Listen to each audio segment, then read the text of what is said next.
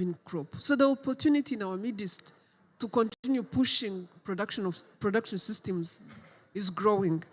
But the biggest opportunity is the market, which we are also part of. We are now supporting work on school feeding and making beans, fortified maize, available to school feeding. So working with the governments to ensure that schools have access to beans that are fortified through the work we are doing with Rockefeller Foundation and Harvest Plus is something that we are extremely proud of. We are reaching about 1.2 million kids with the fortified beans and hopefully fortified maize. But here is the thing. In a short period of time, we can reach 10 million kids if we start working on procurement systems that allow beans to become, that allow countries to actually come up with innovative ways of purchasing from farmers.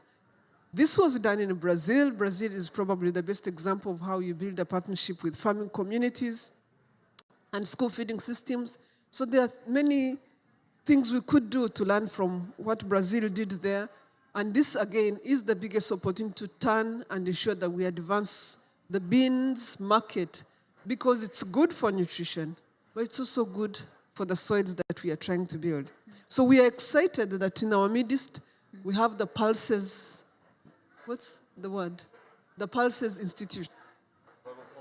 The Global Pulse? The Global Pulse Confederation. And here is my challenge to you. How much beans do you want? And from which country? So that we can make sure that those beans become available. So thank you again, Paul, for putting this together. And you can count on us to advance these areas I talked about, the production systems, support to the research through early generation seed systems, the policies work to advance beans, and the procurement part that is happening to ensure that school feeding gets to advance better nutrition. So thank you again.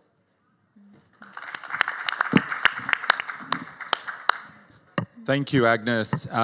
You are one of our bean champions and been so supportive in your leadership of the Food System Summit as the special envoy and just really challenging us to come up with these food system approaches which look at a kind of approach that connects all people, planet, prosperity in different ways. And I think beans create a way for doing that. The idea came from a conversation that you convened at the UN Food System Summit. And so really appreciate your continued leadership and also the practical work that's already happening on the ground. And I think we're excited to see how we can continue to see more resources come and more collaboration and more connection. So thank you for making this time and for using your voice during such a busy day here at COP28. So before we move into the panel, I'm going to invite Javier Mateo Vega, who is the Senior Director of Partnerships at CGIAR, to come. Javier, we know there's an urgent need to transform our food system, taking into account climate challenges. What are the opportunities with beans, and how can research play a role in moving this forward? Thank you so much, Paul, and I'm sorry that Agnes has left us because I was going to report that I also come from a country that consumes beans 3 times a day in Costa Rica. It is a fundamental part of our diet and of our culture, and we prepare it primarily in a dish known as gallo pinto, and if you haven't had it, I truly invite you to come to Costa Rica and have it. It's fantastic. So thanks for the question, Paul, and good morning to all. I'm truly delighted to be here with you to be part of the How is the Beans campaign. Beans is How campaign. So let me start by covering the points that we well know, and it's the fact that we're facing a host of challenges, including biodiversity loss, increasing hunger with 600 million people projected to be undernourished by 2030, and the difficulties facing our food systems, such as feeding a growing population, which is going to reach about 8.5 billion people by 2030 and increase further to 9.7 billion people by 2050. So these challenges affect geographies in different ways, but they do have something all in common, which these challenges are fueled primarily by climate change. So climate change is affecting our food, land, and water systems, leading to the largest food crisis in modern history, and compromising our ability to achieve zero hunger and many of the sustainable development goals. Beans. Beans can help us achieve this transformation that we require. They're sustainable, affordable, and cost-effective, healthy food for people of all incomes. This is a critical point. Daily consumption of beans, especially of varieties rich in iron and zinc, can help increase iron levels, improving physical and cognitive performance. They're climate-smart crops that reduce greenhouse gases, preserve water, and improve soil fertility and resilience to climate change. An increase in bean consumption will boost the incomes for small-scale farmers, many who are likely to experience poverty and hunger. And trends show that iron-rich beans are well on track to account for up to 40% of overall bean production in East and Central Africa over the next couple of years. This is a huge lift. So this is thanks also to a great extent to the work of organizations such as the Alliance and CGIAR, and through what you will hear more about through my colleague JC Rubio in a little bit about the Pan-Africa Beans Research Alliance, PABRA, who have worked to breed these varieties hand in hand with farmers and make available to 30 million households in 32 African countries. So how does research play into this? Well, PABRA, which was created in 1996, is a multi-stakeholder network on beans research to improve the productivity, use, and commercialization of beans for rural and urban populations, has been critical in this endeavor. So the idea behind PABRA, behind the network, was to scale up production and consumption in Africa to improve food security, income, and health of smallholder farmers and urban dwellers across Africa. Moreover, the increasing competitiveness in the bean market would provide consumers with better products and boost economic growth in the member countries of the network. And I'm sorry, JC, I hope I'm not stealing your thunder here. I will stop soon bragging about the wonderful things that PABRA does, but I'll stop very soon. So PABRA's success show how research and innovation are crucial to shift towards climate-friendly food systems. And beyond helping us to create more nutrition and resilient varieties, research and innovation can help us identify the right leverage and enabling environments needed to make sure that these varieties are actually adopted by farmers.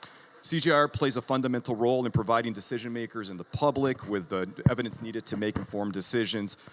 And we believe that our research and innovation would not be as effective, of course, without strong partnerships. This is a critical component of the work that we do, and we're very aware of this. So our new vision of partnerships take a horizontal approach based on co-identification of challenges, co-learning, and co-creation of solutions and sharing of risks and rewards. 2030 is just around the corner, and most global development goals will not be met unless we massively increase our efforts to fight climate change and hunger. Beans are simple, yet powerful resources to bring us back on track to achieving the Sustainable Development Goals. Thank you for having us, Paul. It's delighted to be here.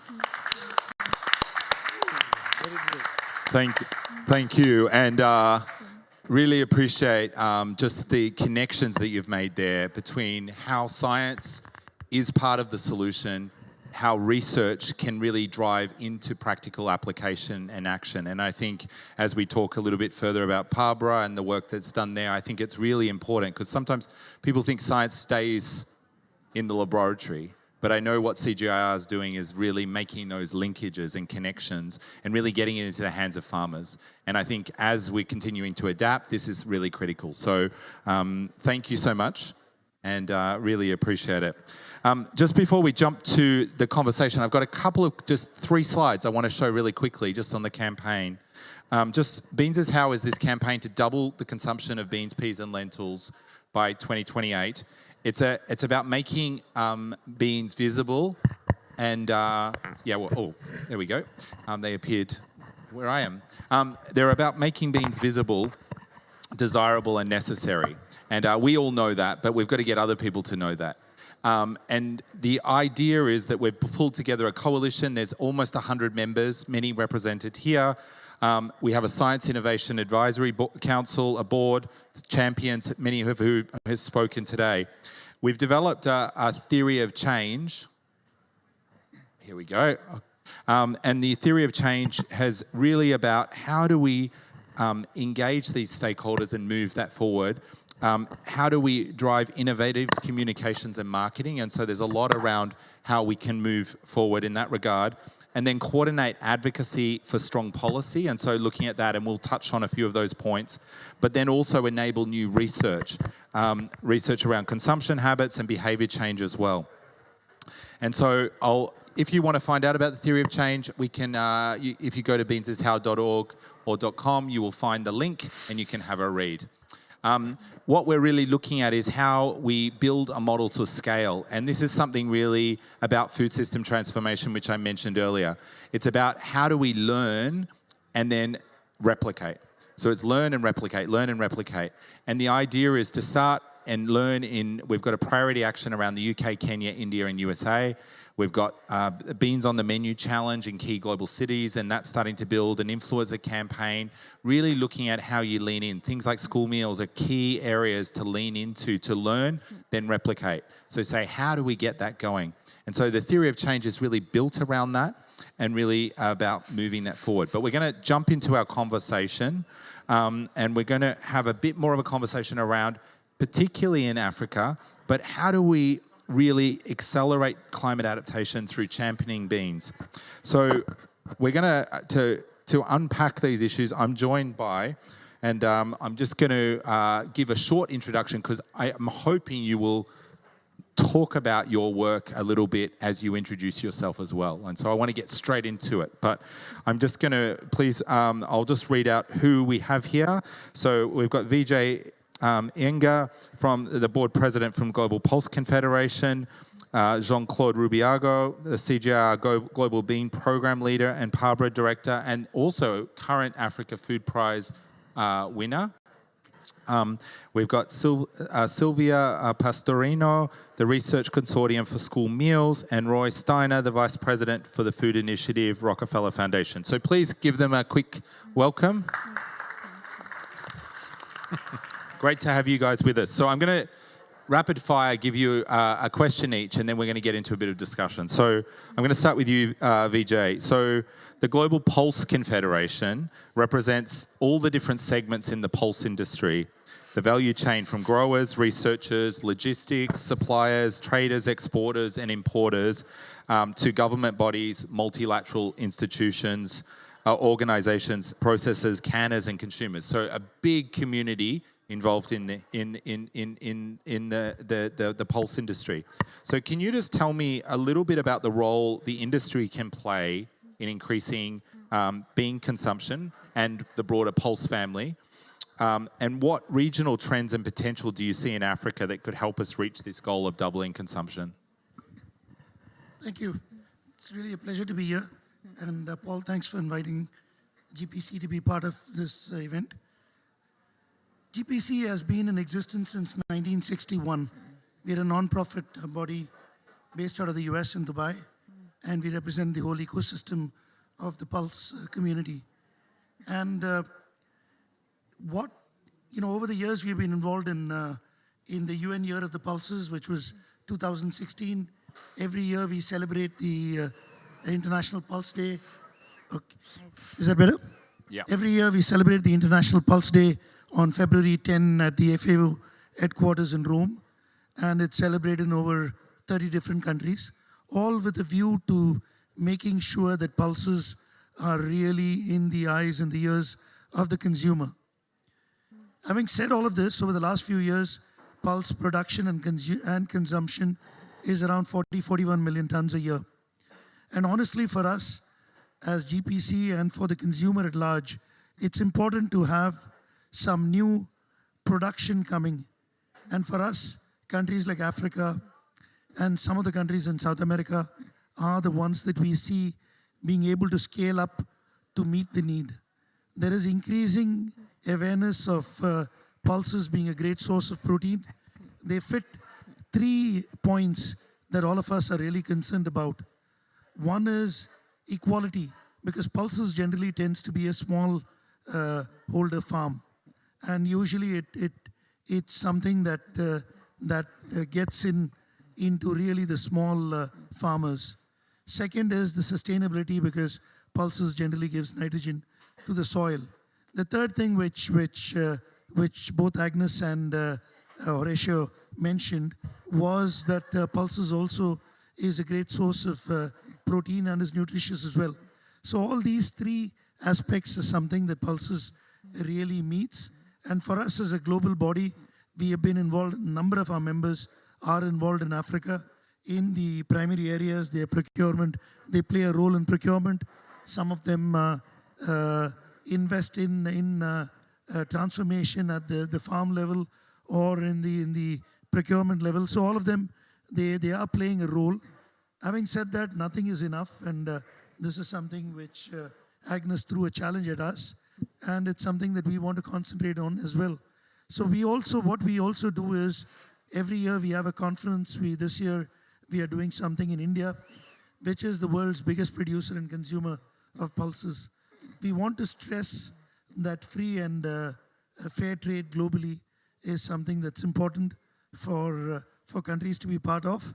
And as India realizes that they are on the threshold of increasing consumption, they will need to support producers around the world. And I think Africa is where they're already looking at. There's lots of pulses being grown in countries like Tanzania, Malawi, and Mozambique, which are finding their way to the Indian market. The Indian government is also playing a role in it. And I think we as a industry body can really lend ourselves to it. We are planning a conference in Ethiopia, and probably as Agnes gave us a challenge to do something in Rwanda and Zambia, that's something which we will look at in the course of the next year. Thanks. Thank you, Vijay. It's obvious the industry plays a huge role to bring together the connections, I guess, across the supply chain and bring together that focus. I want to turn to you, JC, and hear more about how you see beans and their potential. As the winner of the 2023 Africa Food Prize and co-winner of the 2019 Al Sumat, we know Barbara has a lot to say about beans and their potential. What's the role of bean breeding in addressing climate impacts and human health? In addition to the success story of high iron beans in Kenya and other parts, what other examples can you share? Right. Yeah. Are you able to get me? Oh. You want to good. bring it closer? Thanks, Paul.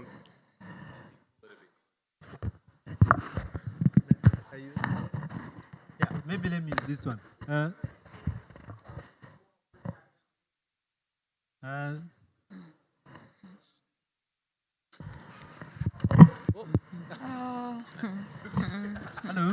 That doesn't work. Okay, yeah, I think that's better. Right, yeah. Thanks, Paul. Thanks for the invitation. Thanks for giving us this opportunity to share. Yes, Barbara is the winner of 2023 African Food Prize because of the work involved in really getting the beans which beat climate change or which can address some aspect of climate change. Maybe I just start with a small background and story, is that, yes, there are two key major value chain actors when we consider. One is the consumer. Of course, it comes through the trade, definitely. But then you also need to incentivize the farmer to keep on producing.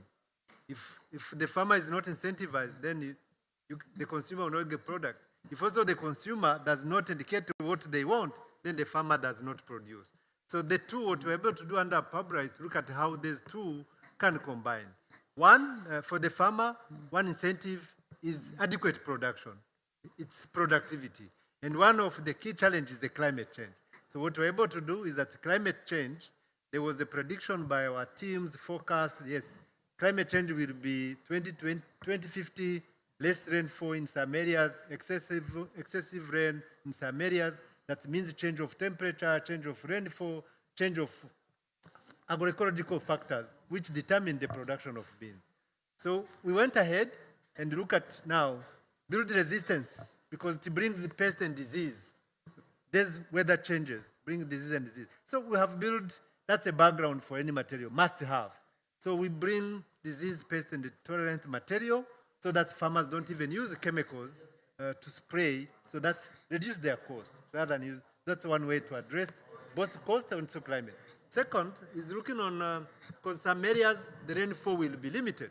So we have been able to bring the duration, growth period, from almost 90 and 100 to 65 days. So we have a variety which are short duration, climate smart. In 2 months, you can harvest. You can imagine one seed you plant to get 60, maybe 20 to 30 seeds. So that means you can get 30 times what you planted in 60, 65 days. That's a good achievement. But also we have variety climbing beans, which can tolerate heavy rainfall in certain area. So we are looking on all this, which to beat the climate challenges. Of course, we still have a long way, because we thought that mainly it will be drought.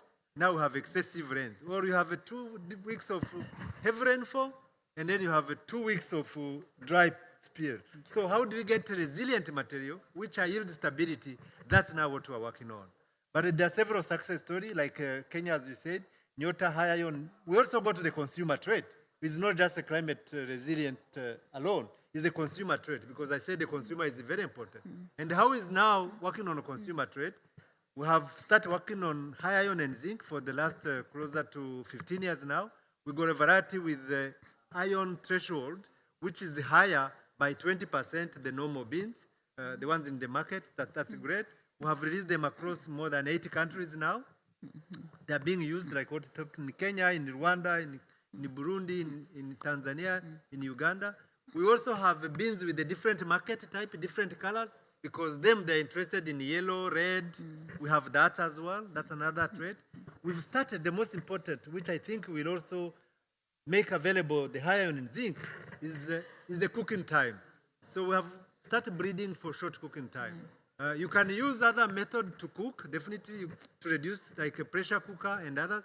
But the majority of consumers you have in Africa, they don't have these pressure cookers. They don't have a gas. So they are using firewood. So we are now, in the next 2 years, we'll have a varieties, nurseries for short cooking time by 30%. So if you used to do 2 hours, will be less than that, will be less than 30% time. So this will avail nutrients faster, will be better.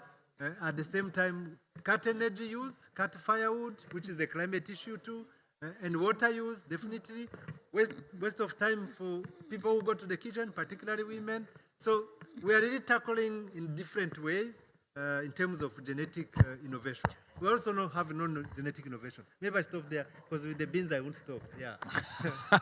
No, I love your passion, JC. And if you ever get a chance to have a meal with JC and talk over a plate of beans, there's so many great practical stories from different parts of the ground. And I think this level of action and connection is so critical. And you know, even his background, he grew up with his family grew beans and just the whole story. And so thank you, JC. I'm going to bring you in, Sylvia. In terms of just thinking through, at the moment, school meals in Africa is a key way in which beans, I suppose, show up on the plate. And you're working with the research consortium. So the research consortium's evidence-based white paper on school meals and food systems is a research initiative of the School Meals Coalition, which also came out of the UN Food Systems Summit and was incredibly powerful and engaged with and continuing to grow. Okay. But yes, so there's a clear factor on the need for menu changes that promote the health of people and planet. And so what role do beans play here? How can we get more beans on school menus? Yeah, I think you already gave a good introduction of the white paper. But just to reiterate, the white paper has been developed at the request of the country's coalition as a way to implement planet-friendly school meals. So it's really a policy paper which is backed by evidence. So we identified a set of key policies that are the one with the broadest impact on the planet, planetary and population health. And changing menus is one of the key policy areas. Specifically changing menus to make them more climate resilient, nutrient rich, and also predominantly plant-based and whole food. So clearly beans and lentils and legumes are a key part of this type of diet, which would ensure that diets are within planetary boundaries, but also they are they're one of the best elements to ensure short and long-term health outcomes, because we need to remember that this is a time when children at school, they form dietary habits, preferences. It's actually one of the key time to introduce food that are good for the health and the planet, because they will learn to like it. They will going to be part of their dietary habits. So beans are one key part. The other reason is because they are very high in nutrition, in micronutrients, which are usually quite lacking in children's diet. One is fiber, and the others are micronutrients we talked about already, like iron, magnesium, folate. So there are different micronutrients that are very rich, and there is different variety particularly rich. The other reason is because they're obviously very environmentally friendly, and there are now many studies that show that legumes are up to 20 times less, they have up to 20 times less environmental footprint compared to some animal protein food, especially beef, and they consume this across the whole board, like greenhouse gas emission, water and land. And they also obviously fix nitrogen. That is a major win-win across the board. So how do we get more beans into school? So obviously this can be a challenge because, okay, we know they are the win-win, but how do we get there? So the first policy we identified is to include beans, legumes, and all these foods that are planetary friendly into school food guidelines. So some countries don't even have school food guidelines. So the first thing is to create one, and then to put the actual foods that we want, not just nutrients, put the food there and make them part of the weekly menu. This will create demand for the food. The second part is the procurement. The second part is that the procurement. So having procurement rules is key in linking the demand from the school with the production from the farmers. So obviously we talk about the examples like in Brazil where they have like a 30% compulsory procurement from small local farmers. Having these kind of linkages ensure that the production stay local and increase local development also for women and smallholder farmers. So this is that's also why these are a key way to introduce food system transformation to school meals.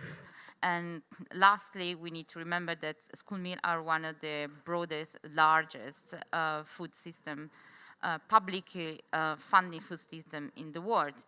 So this is a great way for government to dictate really the rules rather than rather than the market. Like, is a way for government to really put a stamp on and make a change.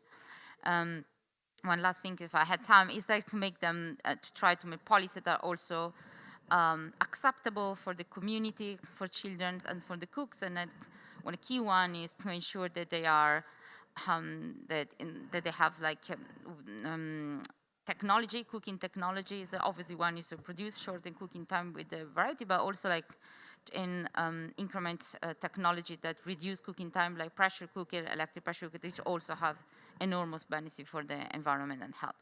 And the other one is increase acceptability at the local level by having beans in more like acceptable in recipes and ensuring that they're part of the communities really. And so it's a more like a global, as like a community effort really. No, absolutely. And I think that multi-approach or that kind of different approach looking across is really key. And I think the recipes, is always key, flavor and taste. But cooking time, I mean, I think as we think about this, there are all these different impacts. And I know cooking time can be a really big issue, especially when there's a lack of technology. There can be breeding to reduce cooking time, but there can also be technology interventions around that. Even simple things like soaking and can really increase effectiveness of kind of that reduction. Thank you. As we bring you in, Roy, so we know how important when we think about school meals as well, public procurement is. It determines what people eat, and so policy impacts that. in particularly in public institutions and increasingly in school and importantly in schools. Can you tell us about some of the work needed on this? And also, I know that you're very committed to the School Meals Coalition through the Rockefeller Foundation as a way of really driving change around food systems. So can you tell us a little bit about how can beans be increased there, and what do you see as a vision for really driving forward using that public procurement and also the school meals? Sure. Well, you know, when I think of beans, I think this is a revolutionary, amazing technology that's hiding in plain sight. You know, we spend all this money doing venture capital to develop things, and actually beans create so much value that we haven't really been exploiting. And in fact, I think, you know, we've been doing a lot of work around artificial intelligence, but this is a type of biological intelligence. So we have to go from AI to BI. Okay, so that's my contribution for today. We're gonna have biological intelligence, or bean intelligence, to address our climate problems. I mean, because it's not just as my panelists have said. You know, not only does it create like 50 kilograms of nitrogen in a season, sometimes up to, you know, when you combine it with a grain, it becomes a perfect protein. It's exactly what children need to eat. And so, you know, we really do need to like push both the supply and demand. And I think there's been a challenge in the past, and if we're going to double it, I think institutional procurement is absolutely critical. And so we're pretty excited about how do you, as Sylvia mentioned, how do you build it into the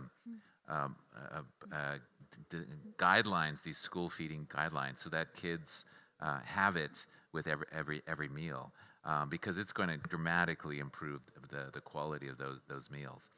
So I am particularly excited about a couple of things. One is, you know, we're with the School Meal Coalition, we want to expand school meals to 100 million plus more kids. Well, there's a tremendous opportunity to kind of shape the diets of a large portion of the population. In Kenya, for example, they've committed to go from 1.5 million to 10 million kids, universal school feeding. That's 20% of the population. We can with one policy instrument potentially reach 20% of the and that creates a whole demand for the kind of beans Jean and BJ were talking about. But we need the beans, so we need to get those things working together, and I'm looking forward to kind of making that a real transformation. The other thing is, I think many people don't understand, at least in Africa, that school cooking takes unbelievable amounts of wood, like piles of wood. In fact, one study shows 50 acres of forest can be deforested in a single year by one large school. So just moving to, you know, these are sparse forests. This is not dense forest, I think. By moving from wood to e-cooking is, I think, a really important shift. And as we expand, we can do that and bring solar energy. We can have this incredible climate and biodiversity impact. And I'm a great admirer of pressure cookers, by the way. They do two things. One is they cut down time by 50 to 75%, and that opens up a lot of time for people in schools to do other things. But you know, there are some anti-nutrient qualities in beans. They're carbohydrate cages that surround iron and other minerals, and when you pressure cook it, it bursts it, and it's much more bioavailable, and it reduces flatulence, which everybody is concerned about when they eat beans. So less farting, more bioavailability, shorter cooking time. E-cooking is the solution to a lot of that. So obviously, we also need to breed for shorter cooking time. I think that is a big challenge in many parts of the world, because people don't want to spend so much time cooking, and convenience is absolutely critical. So with that. Yeah, no, you raised some really, really good points. I know when I was in Tanzania, we were in a very rural community with a Maasai community, and they were cooking beans, and it took, I think lunch came at, you know, very, very, very late in the day, and there was a school there, and they were cooking all day on wood from dry beans. And the chefs that came said, "Why didn't you soak the beans?" And they're like, "What do you mean?" And so the next day they rang and they said, "Please soak the beans. Can we do it?" Lunch was ready by 11, and the day before it was 4. And so it's just simple things, even just without using a pressure cooker, where you can get it down to really. And so there's these things that we need to be kind of promoting as policies, actions that we need to be getting out. And I think this is something that we need to not only be thinking about the varieties, the way we're growing those beans, and I think that breeding that way, but also how do we educate, how do we think about these and build them also into policies and I suppose playbooks, I guess, to really help drive. And some of it's very simple innovation, very simple. So just in terms of action, I just want to see, look, we're wanting to drive action. I think for me, coming to meetings like this, it's all good to talk, to learn from one another, but it's also really important to do things. And so, you know, for us, we're working on policy guidelines around how to get more beans into schools, around how we do that, working with research partners on this, and how do we drive that forward. We're looking at some country action work. We're going to be doing a pilot in Kenya to try and join this up between some of the players, from the producers to the schools, and working with partners. Reflections from you. What's some actions that you're going to be taking in the coming year in regards to really just helping get people eating more beans? Who wants to go first? Anyone can jump in, please. Is that, and this is something which was mentioned earlier, that how when we grew up, beans was a preferred meal, and it was a preferred choice. What's happened, particularly in countries in Asia, is that as we grew economically, the beans as a component of your dinner plate reduced. And for us, the big conundrum and the big action plan is how to make pulses and beans the preferred meal of choice. That's the signaling, that's something which Beans is I was working on, and all of us can work on. And one of the issues that we always felt is when we started talking about pulses, then we had some pushback from other industries because they thought, hey, one is at the expense of the other. So the message that we are sending out is, everyone, when you look at your grocery cart, make sure that 20% of your grocery cart is pulses and beans of one form or the other. So at least we all make a contribution of some sort. The second thing that we are pushing, and it's something that a lot of our members are involved in Africa, but we are trying to send the message that we need more production. We obviously need more consumption in Africa as well, because the minute you export everything, then you're dependent on markets other than your own. And you're subject to the vagaries of the market. For example, in earlier years, African producers found that India was a consistent supplier, a consistent buyer of pulses from Africa. The year that India had a super crop, they stopped buying, and the African producer sat on supplies which were 2 years old without a market, and a marginal farmer cannot afford it. So essentially, the message that we have to drive is that, hey, this has to be one of the choices and preferred choices globally, and B, consumption in Africa also needs to come to the table. And these are the two messagings that we are doing among our members. And I'm also a business person. I'm also in the pulse industry, so that's something which we look at as well. I'll jump in. So, one of the big shifts and discussions here at COP in the last few years in agriculture is the importance of moving to a more regenerative agricultural system, right? So the current conventional system we have with these large monocrops, industrial, heavy chemical use, that's just not sustainable. We've got to change that. A regenerative system is one that is inevitably much more diverse and reduces inputs significantly. We have to reduce fossil fuel derived inputs. Beans is an incredible technology to do that. So as all these companies and corporates say, oh, we want to become regenerative, we should be asking, okay, so how are you increasing beans as part of the rotation? Beans need to be part of almost every rotation in the world if possible, because of the fact that they fix nitrogen, they contribute to a much more diverse and ecologically robust and resilient system. So one of the things we're hoping for is as more and more people claim to be regenerative, we bring in the importance of beans as part of that regenerative transition. Maybe we need a bean measure or a bean target in the regenerative transition or something. I like that. Yes, more BI, more biological intelligence. Yeah. I like this BI. It's taking on. Well, I can see lots of nods in the audience. Sylvia. Yeah, and I was wanted to say that at the launch of the white paper, actually climate sustainable school meals were endorsed by many countries, including Kenya, Rwanda, and then subsequently Sierra Leone, and they are very committed to make this happen.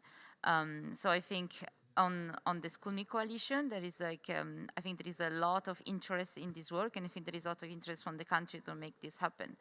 And from the research part, we want to really push what are the key messages and try to help country identify what are the most country-specific implementation policy, because we have to remember that they can be completely blank for everybody. So each country we're going to have this specific issue, and I think this is where having evidence-based policy, having like a impact studies, so tools that can help it to project what is the best, for example, crop like and food to decrease environmental impact and cost, as well as increase nutrition. I think they really help them to make this happen in school, in the real world.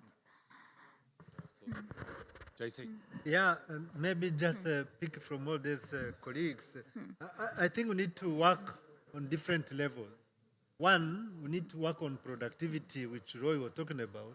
The regenerative agriculture become a policy, and we have a variety with a short duration, which fits in between two crop seasons of cereals or intercrops. So I think that's something we have capacity to move forward. If we make it a policy engagement, I think that's going to be very useful.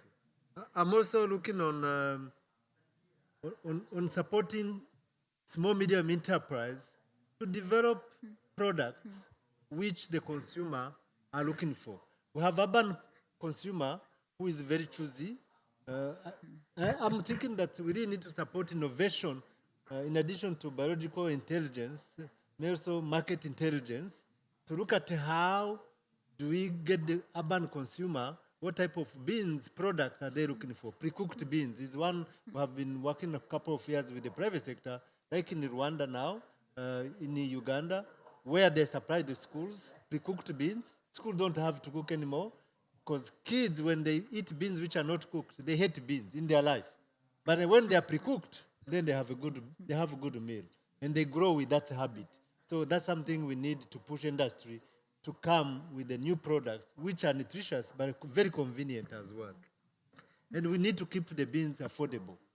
That's why the productivity is still very important, so that the people who depend on beans as the sole or the major source of proteins and micronutrients, we don't deplete what they have, but we build on that. I think these are some of the. We also need to work with a coalition. I like the school meal, where you bring private sector, you bring public sector, you bring ministries of education and other people involved, as well as researchers, to look at the product, look at how does the process, how does cooking affect the availability of these nutrients. I think that's something which we need to put more resources into it, to investigate further. Yeah. Yeah. No, thank you, JC. And I definitely think, that approach of bringing those stakeholders together is definitely part of how we want to see Beans is How going forward. So it's really, the coalition is now starting to form at country level, and really looking for leadership at country level from global organizations, but also local organizations, to really start to translate learnings and start to take that forward. Because I think as we look at each country, there's slightly different situations on the policy level, but also on the behavioral or the marketing level, in terms of how do you drive this influence. And so that's something that's definitely coming forward. I think we're running out of time. This conversation could go on for a long time, but I know people have a busy day with Food Day. So I really do want to appreciate everyone making the time and joining us today. the coalition is open, and we do want everyone to join in this conversation. We want you to all become beanies, and we would love you to go to Beans is How and check it out, and also just really think about when you're making choices about how you can bring more beans into your own diet. Because I think actions, when we think about climate change, food is where it becomes personal. And I think it becomes personal through the choices we make, through the farmers we support, through the products we eat. And I think we can actually really drive action through this food agenda on climate impacts. And so for me, it's really exciting to see that really starting to sort of showcase and come up in things like the School Meals Coalition, in industry, in the regenerative agriculture space, in the research agenda. And I really encourage us to continue on. I'm looking forward to next year having more conversations about innovations around this and how we can scale further. So please thank our guests for making the time to be with us, and we appreciate you all joining.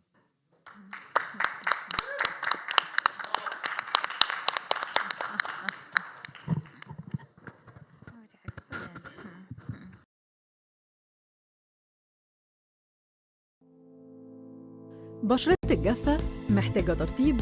محتاجة سيرافيه المطور بتكنولوجيا الMVE وغني ب3 أنواع من السيراميد وحمض الهيالورونيك لاستعادة الحاجز الطبيعي للبشرة وترطيب هدوم 24 ساعة.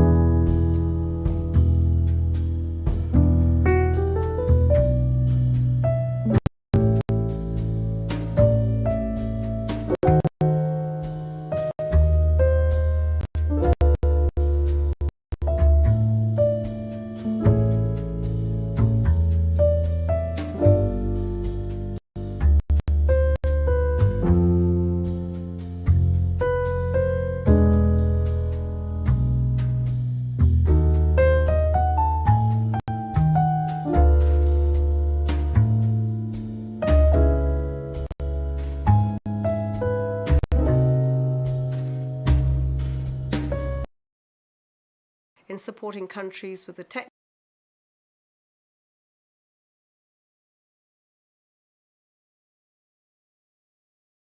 convergence, dialogues, and technical support can bring the words of the Declaration to life. Let us seize this historic opportunity to keep the promise of the Paris Agreement and the 2030 Agenda, to do what we must for all to thrive in a just, equitable, and secure world now and in the future. Thank you.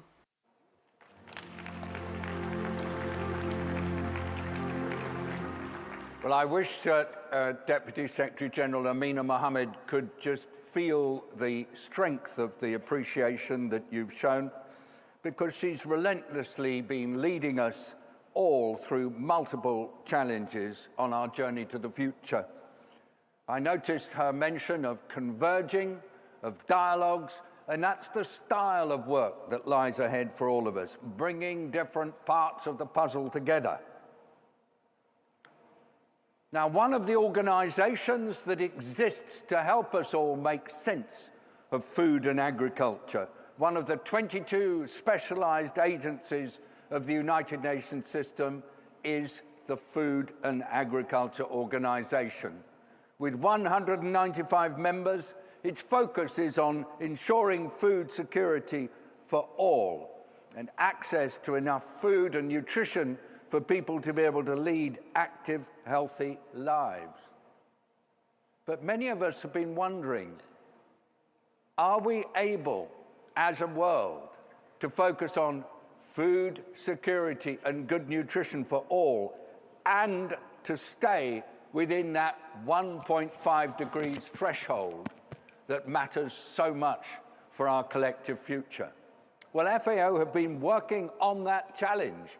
And to help us to understand more about it, I'd like to call on the chief economist of the Food and Agriculture Organization, my friend Dr. Maximo Torero. Would you like to come up here and give us the latest?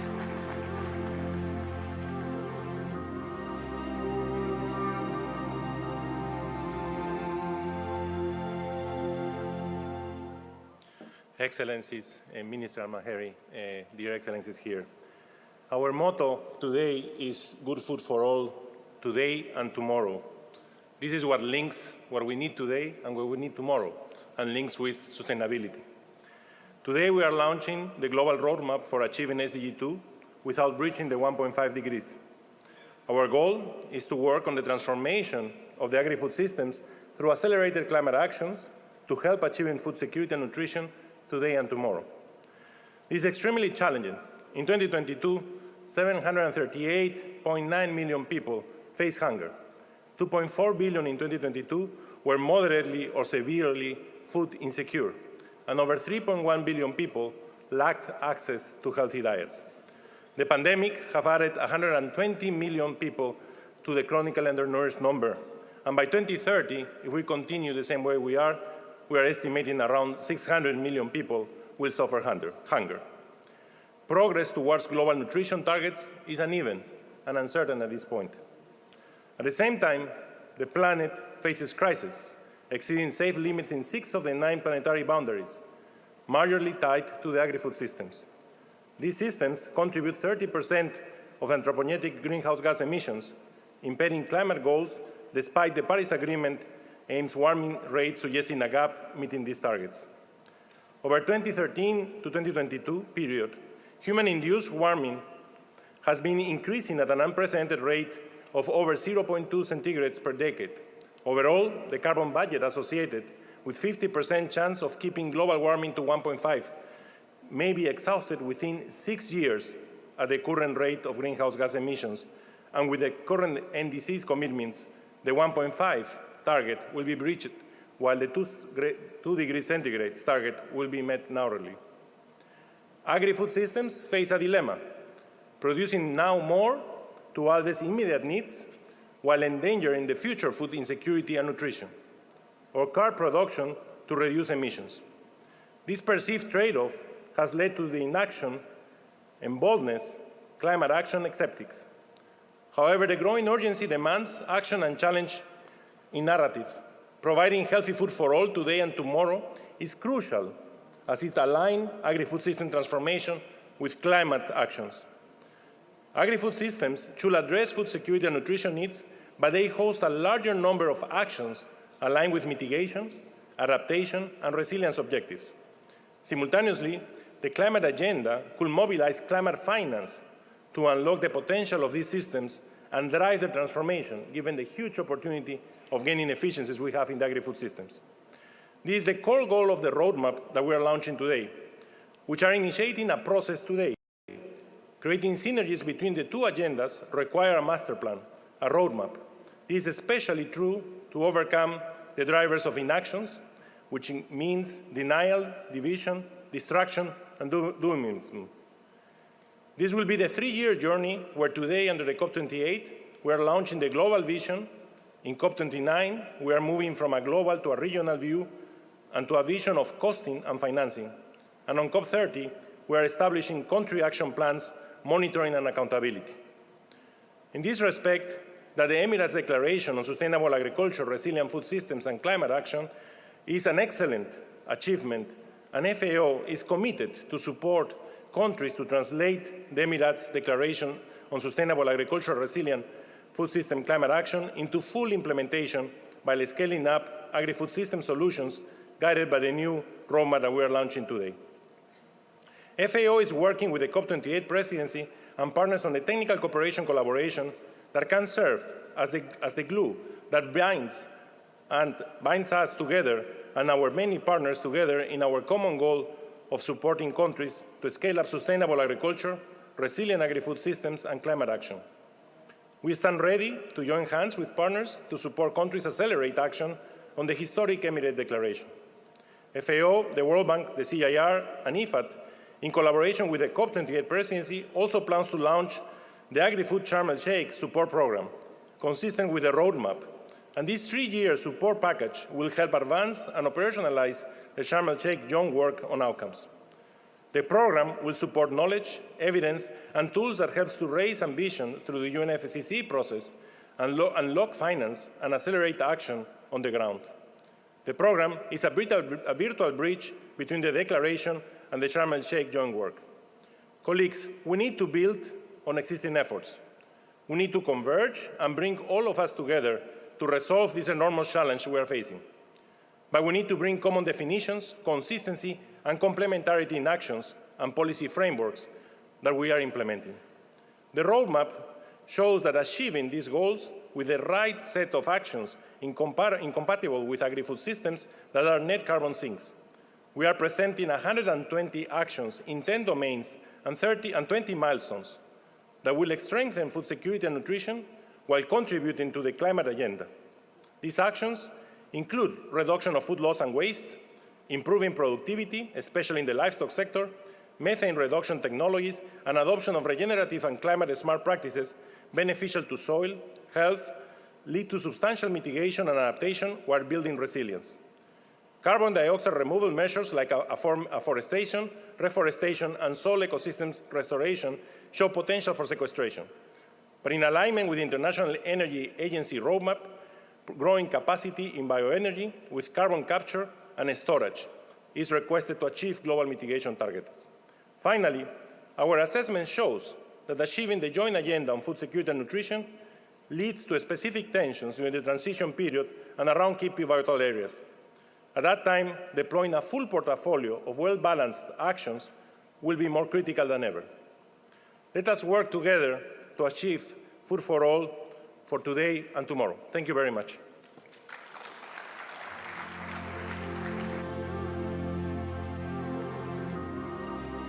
Really, colleagues in FAO have done an enormous amount of work in order to put together the roadmap, but they've also, as Maximo said, been developing resources that enable people within a whole range of countries to put into practice what's set out in the roadmap as they transform their food systems, adapt to climate change, and enhance their NDCs and NAPs. Great. Now, we've got a panel, but this is a special panel. This is a panel where we're going to hear from ministers whose governments are actually moving forward on bringing together climate action and transformation of food systems. I will announce the names of the panelists and they will walk up to the stage and sit, I hope, starting from right to left in the order that I announce them. There's His Excellency Tom Vilsack, Secretary of Agriculture, United States of America. His Excellency Ildefonso Musafiri, Minister of Agriculture and Animal Resources from Rwanda.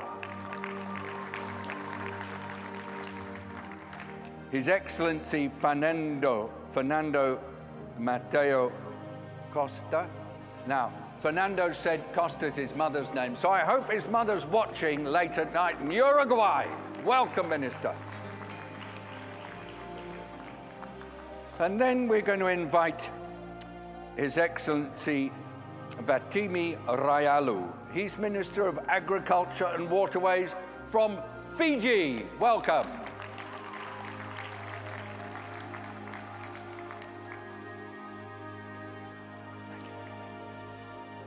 And now we'd also like to invite Minister Mark Fessenau. He's Minister for Agriculture and Food Sovereignty from La France.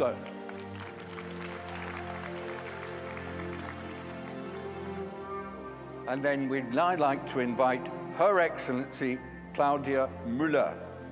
Claudia is Parliamentary State Secretary, Minister of Food and Agriculture of Germany.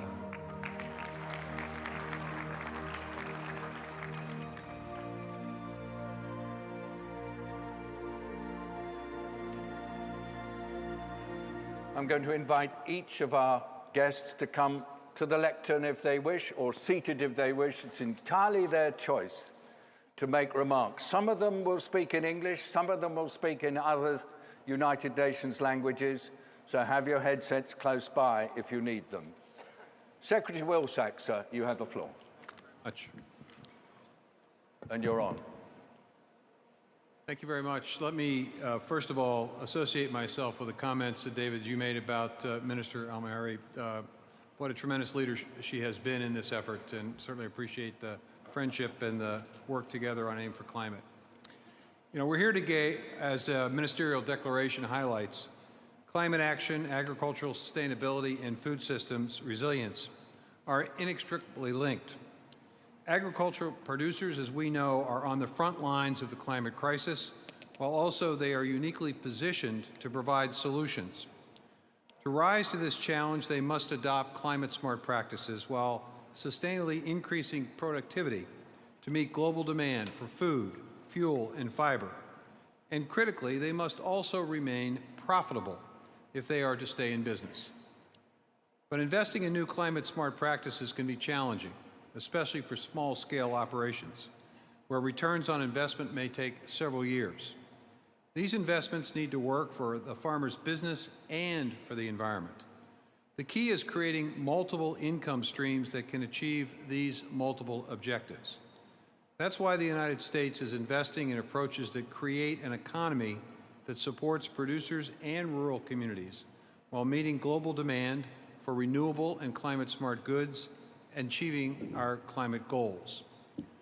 But to provide economic value through any of these, we need to quantify outcomes. That's why measurement, monitoring, reporting, and verification are key components of the USDA's $3 billion commitment to partnerships for climate-smart commodities, 141 projects across all 50 states, every major commodity, embracing 175 climate-smart practices. It's also why the Inflation Reduction Act dedicates $300 million for the Department of Agriculture to measure, report, and verify the climate benefits of our conservation programs. We're also investing in innovation to address the dual challenges of climate change and food security through the AIM for Climate. As the Minister indicated earlier, since COP27, partners worldwide have more than doubled their total investment to more than $17 billion, including $1.5 billion from the United States.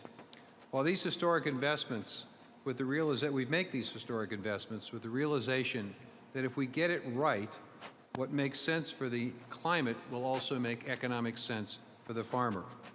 And we don't intend the fruits of our investments to merely benefit U.S. producers and communities. We are all in together. Thus, our plan is to share resources globally through efforts like the USDA's International Climate Hub and notably the newly formed Technical Cooperation Collaborative that will help developing countries implement this historic ministerial declaration we're focused on here today.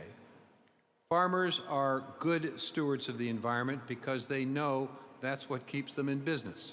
The investments we're making through voluntary, flexible, innovative, and market-driven strategies will help them pursue an approach that intertwines economic growth and environmental outcomes. Thank you for joining us in this challenge, and I look forward to working with all of you on the implementation of this historic and important declaration. Secretary Wills-Axa, everybody, this is a most wonderful contribution. We're most grateful, all of us. And just one remark that I'd like to perhaps replay. What makes sense for climate also makes sense for the farmers. Thank you, sir. Rwanda is a country that many of us think about when we're also focusing on the transformation of food systems. And Minister Ildefonse Musafiri has been at the heart of this work. We've been together at many events and had the opportunity of hearing. Would you like to tell us how Rwanda views this declaration? Over to you, sir. Thank you, David. And distinguished guest partners, thank you for having me here today, and I'm happy to address this gathering on the transformative journey towards sustainable agriculture, resilient food systems, and the climate actions in Africa in alignment with the Emirate Declaration.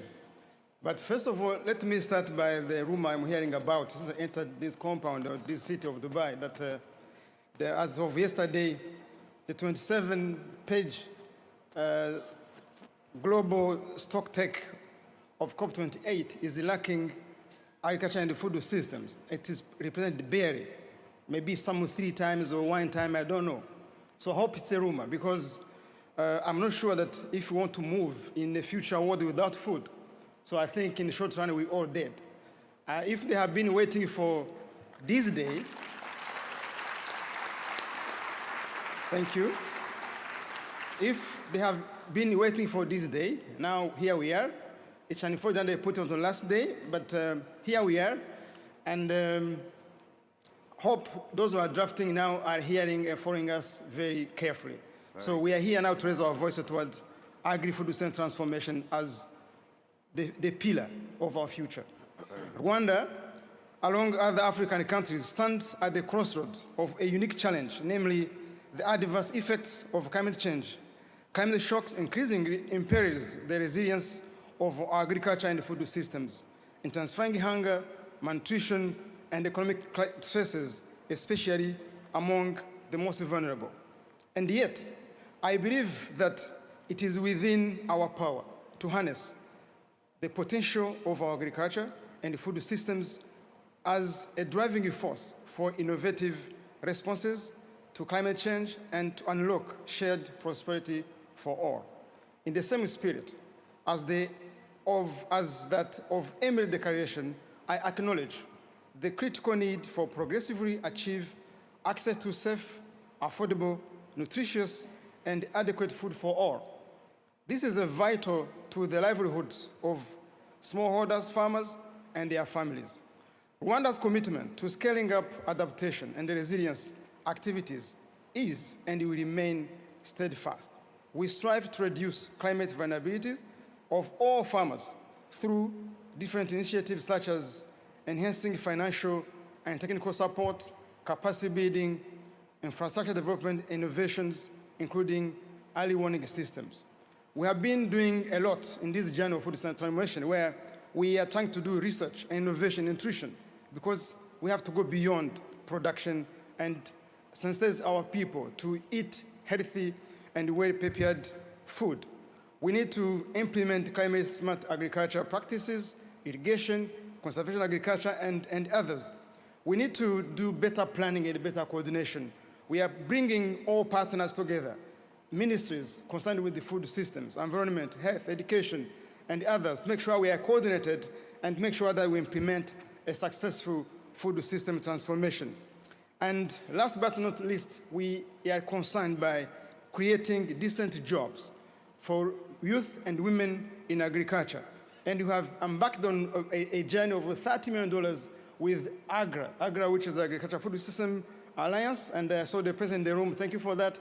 And we believe the future is brighter in food system transfer in Rwanda, and we hope to have all the partners here, all the donors, sponsors here, and investors to come and invest in the food system transformation in Rwanda. And I thank you for having me, and I hope now we are having a very good, many pages in our final declaration today. Everybody, another brilliant statement. And remember, we are hearing from ministers about what they are doing and how they're planning to move forward. And it was so lovely to hear you, Minister, talking about the multiple activities in which you're involved and the focus on healthy food, which was appreciated by many people here. So thank you again. And now we move to Uruguay, and we hear from His Excellency Fernando Matos, another Minister for Agriculture. He also is Minister for Livestock and Fisheries as well. Minister, you have the floor. To speak in Spanish. Sí, gracias. So take your devices, so everybody's please. Spanish. Good morning. Bueno, en español. Good morning, I will speak in Spanish. First of all, I would like to congratulate and recognize the great organization of the UAE for this COP28. And personally, the Minister Mariam Al-Mahiri for her leadership and the brilliant organization. We have spent awesome, beautiful days here. I would like to ask for an applause for her work. Uruguay welcomes this declaration fostered by the UAE, and it's thankful for such an initiative. 80% of the countries that are part of this have showed commitment. Our countries are strengthening each other to more implementations in our agriculture sector, more technology, more financing, and regulations for its viability. We celebrate the fact that food has been put at the center of this conference, with so many events that created dialogue among different actors and stakeholders. We cannot talk about environmental issues without considering agriculture and livestock. In terms of food security, in the past, we never really considered the importance of agriculture and their influence for the environment. Nowadays, we are in this new COP under the new framework of the UN for climate change. And in this convention, we have a platform for us countries in development to have a just transition in the long term. Sometimes it's harder than we would like, but it's important to recognize our common grounds. It's important to keep the Paris Agreement and understand that we have different realities, we have different systems, we have countries who are already in a different stage of development and they use the resources in a very specific way, and then they're further from those countries who are still development. That's why we're still working and supporting this work that started in Sharm el-Sheikh to implement these measures in the agriculture sector.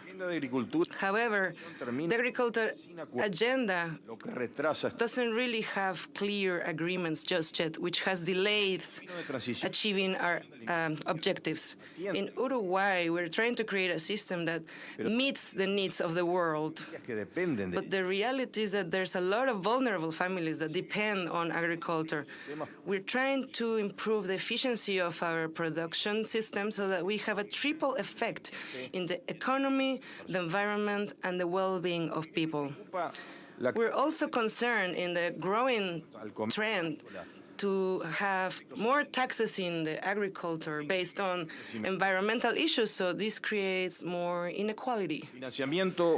Financing is key so that we can implement more measures, and we recognize the international mechanisms, but we would like to see more participation of these mechanisms under the agreement. Sometimes they are a bit tedious and out of the timeline.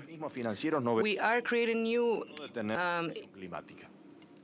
financial mechanisms so that we don't really get stuck in this financial problem. We're trying to foster more actions on the ground for our sector, and this particular aspect is the perfect reason where we see all the countries are participating, and also places like Uruguay and other countries in Latin America find the perfect platform to discuss the future from an equality point of view. Thank you very much. There were many gems in your statement, Minister. Ha habido muchos puntos a destacar de su discurso. Me ha gustado la forma de hablar de que los países se apoyan unos a otros, una transición justa y la necesidad de acuerdos y de estándares. Esto implica que el trabajo que hacemos en materia de alimentación va a ser bueno para la economía, el medio ambiente y para las personas. Muchas gracias una vez más. Vamos a pasar ahora a la otra parte del mundo. Nos vamos a Fiji. Invitamos a su excelencia Batimi Rayalu, ministro de Agricultura de Fiji. Le doy la palabra, señor. Excellencies, distinguished delegates, ladies and gentlemen, I'd like to express my sincere gratitude and appreciation to the COP presidency for the invitation to the government of the Republic of Fiji, specifically the Ministry of Agriculture and Waterways, to be part of this high-level discussion for our shared experiences on the implementation of the climate action and sustainable agriculture for a transformed food systems. Excellencies, ladies and gentlemen, it is with pleasure and I acknowledge my country's support towards the Emirates Declaration on Sustainable Agriculture, Resilient Food System and Climate Action in Dubai earlier this month.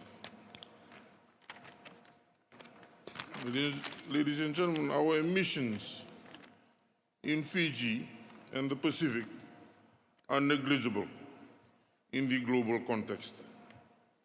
Yet, we are witnessing extreme weather events, rising sea levels, changing rainfall patterns, and increased pests and diseases, all of which directly affect farming, food production, and the well-being of our nation and the communities at large.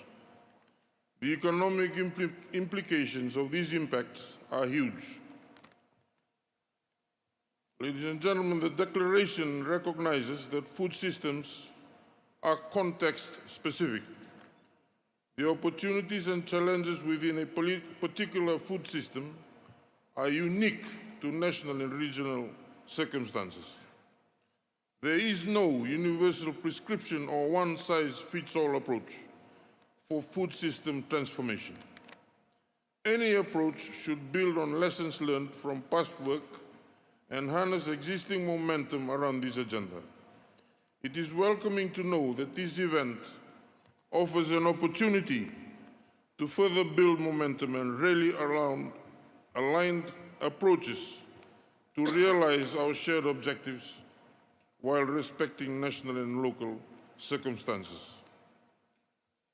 The Declaration is a significant stepping stone towards our vision of a sustainable and resilient future. This declaration is not merely a symbolic, it represents our unwavering commitment and action.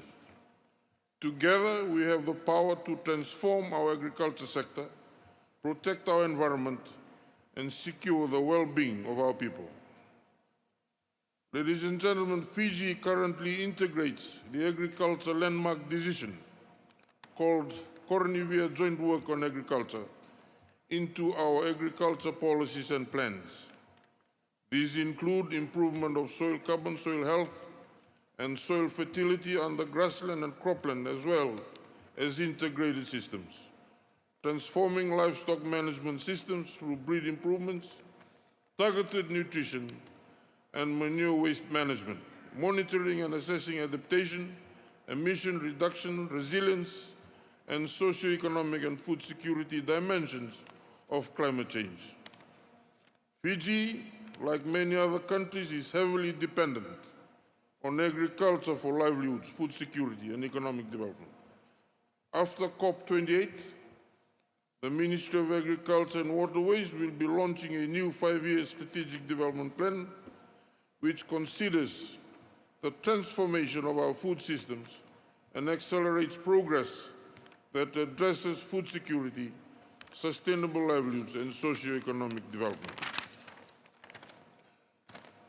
Excellencies, ladies and gentlemen, the government of the Republic of Fiji looks forward to working together with all the partners, at the same time strongly provides its support towards the Emirates Declaration on Sustainable Agriculture, Resilient Food Systems, and Climate Action. I thank you for the opportunity.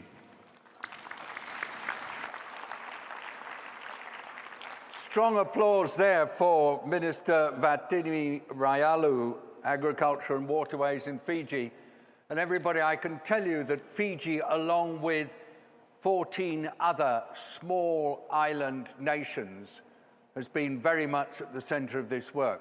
But you have to also recall, these are not small nations, they're small islands, but they are giant nations. So thank you to all of you in the Pacific who've been so active on this work, recognizing that it's so country-specific. Let's now go to France, La France. We're going to hear from His Excellency Marc Fesneau, Minister for Agriculture and Food Sovereignty of France. You have your time now, sir.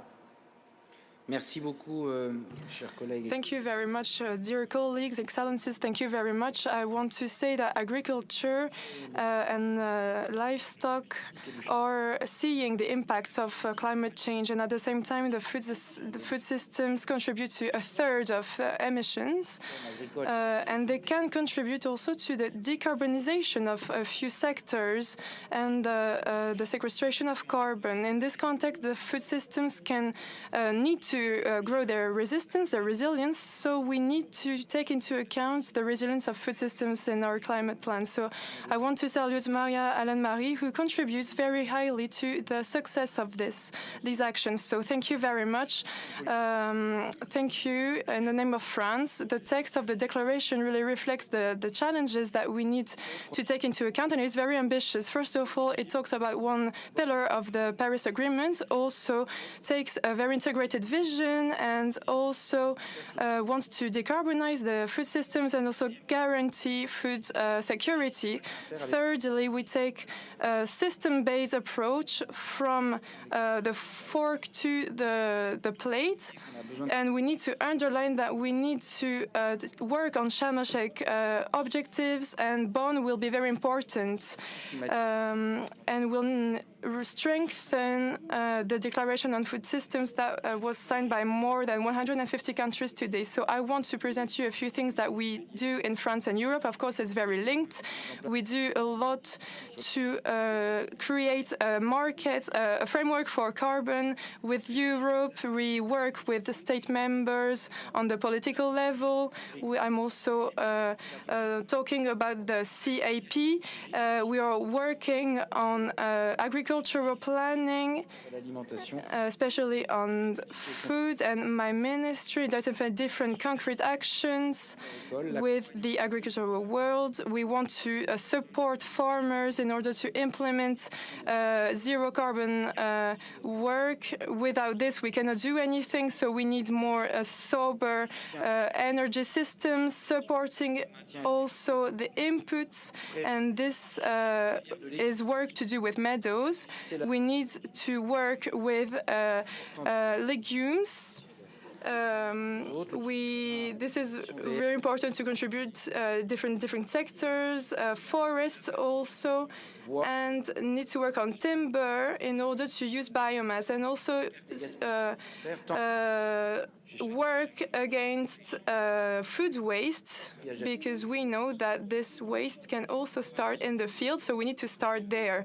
And also at the national level, we support the initiative Cat per Wheel, which allows us to store carbon in the soil. So France has a plan, France 2030, started in 2021.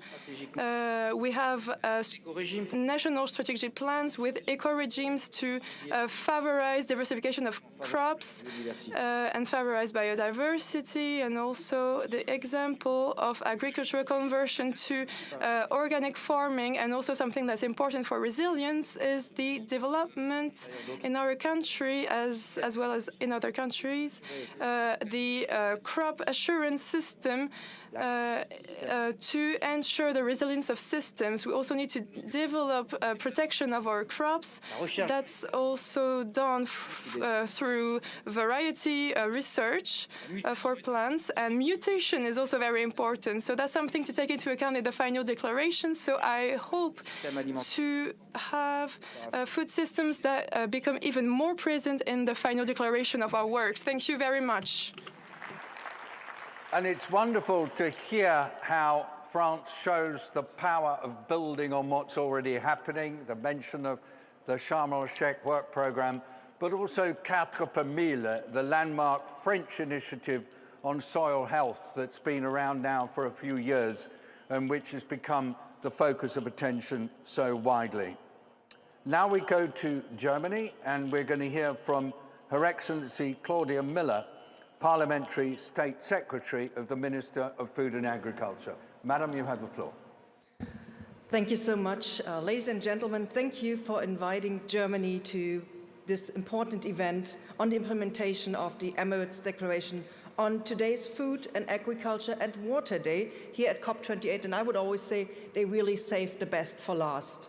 The best for last, everybody. And congratulations to the UEA as COP presidency, and especially to you, Minister Ameri, on the endorsement of this declaration by now 152 states. What a wonderful and important signal to the world that agriculture and food systems and that sustainable transformation do matter in the international climate change agenda. And I just concur with the colleague from Rwanda, it really has to be in the center of this declaration also in the end. Now, in Germany, transformation is high on our agenda. We have set ourselves ambitious climate targets in our National Climate Change Act, and we want to be climate neutral by 2045 already. And in order to reach this goal, we have developed several policy measures, of which I would like to highlight just a few. We want to strengthen organic farming with the goal of achieving a share of 30% by 2030. And we want to minimize food loss and waste within the scope of our strategy of food waste reduction. And currently we are working on our nutrition strategy, promoting healthy and sustainable diets. And we have just also implemented a rule to change animal husbandry. That is also a part of it. First of all, focusing on pig fattening, and that will be having transparent systems that the consumers can actually see what they are buying, giving support to the farmers, and also changing the legal framework so the change in it will be done. And also introducing new forms to have alternative proteins. So it all goes hand in hand. But we're not only focusing on the national level, but also on the international level. We have been actively engaged in the UN Food System Summit process, and we have organized our national dialogue on pathways to sustainable food systems. We particularly support the FAO's work with respect to climate change, as well as the development of the Climate Change Knowledge Hub, for example. And just recently, we started a new project on the FAST initiative, which was launched at COP27, and we will have the inception meeting today, basically just afterwards.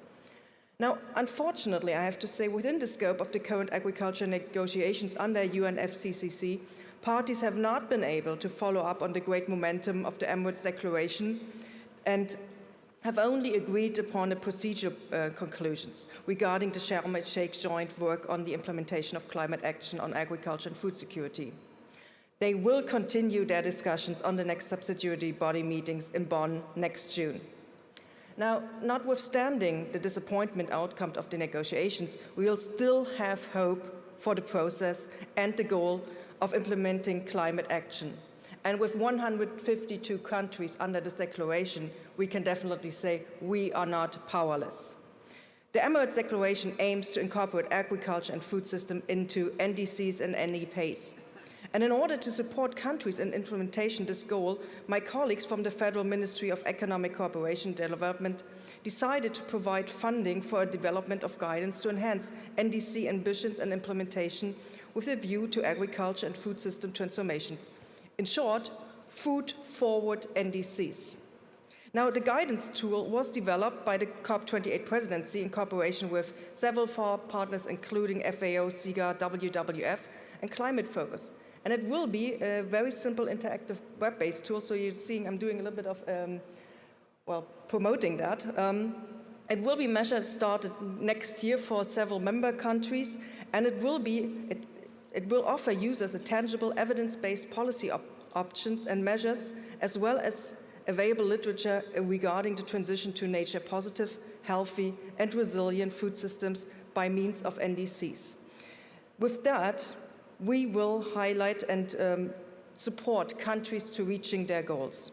Now, we as Team Germany were happy that this NDC guidance tool is part of the greater COP28 Agriculture, Food and Climate National Action Toolkit. So once more, I congratulate the presidency on creating this tool by building on other tools that we already had. We just don't have to invent everything new all the time.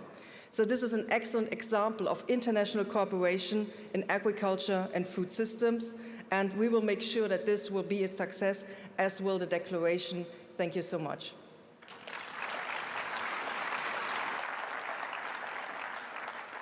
What a panel. You will all have heard Her Excellency Claudia Muller talking about what they're doing in Germany, talking about the centrality of food, the focus on healthy and sustainable diets, connecting consumers and farmers, beautiful stuff. But then, in addition, we heard about the contribution of Germany to getting food forward in the NDCs. And that's so appreciated by all of us who've seen this work coming through. It's beautiful. Everybody, special panel, please give them an enormous hand. Thank you very much indeed.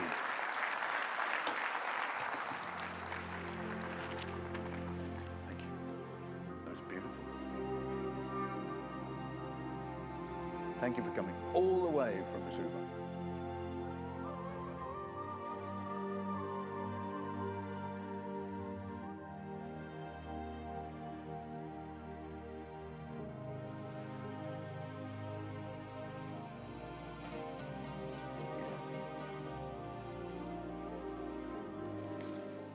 So in the work that we're doing, we rely enormously on different international bodies that help us to find our way forwards. And we've heard about the key role of the UN system and particularly the Food and Agriculture Organization.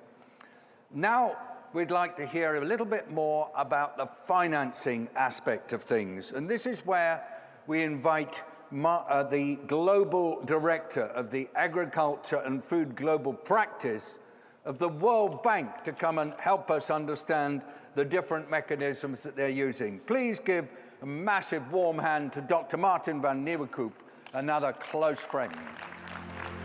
Thank you. Very good. Well, thank you very much, David. Excellencies, ladies and gentlemen, today is Agriculture, Food and Water Day at the COP. This is actually the first ever, and the World Bank is very honored, to be part of this journey with all of you. The COP presidency really has identified food systems and agriculture as one of the top priorities in its presidential action agenda, elevating it to the heads of state and government and all stakeholders, for urgent action. Also, the World Bank really congratulates the presidency on the endorsement of the Emirates Declaration on Sustainable Agriculture, Resilient Food Systems and Climate Action. It is really great to see that so many countries from across the world have signed on to this declaration, and this really shows, that this declaration is resonating very, very widely. We think this is a great achievement because the declaration really recognizes that agri-food systems transformation is very, very critical to achieve lasting food and nutrition security on a livable planet. And we think it's even more important because the declaration also provides a direction of travel that many countries intend to take forward towards a global agri-food system that is productive, inclusive, resilient, sustainable and net zero. We are very pleased to see that the declaration also includes many aspects that the World Bank has been and continues to work on, such as revisiting agriculture policies, accelerating agriculture innovation and scaling up financing, especially from the private sector, to adopt and transform agriculture and food systems to respond to climate change. At the same time, things like revisiting agriculture policies are more easily said than done. And for that reason, we really, really like the idea of putting in place, as being proposed, a food system technical cooperation collaborative that will support countries in achieving the vision that is laid out in the declaration and really enable countries to learn from each other on this journey.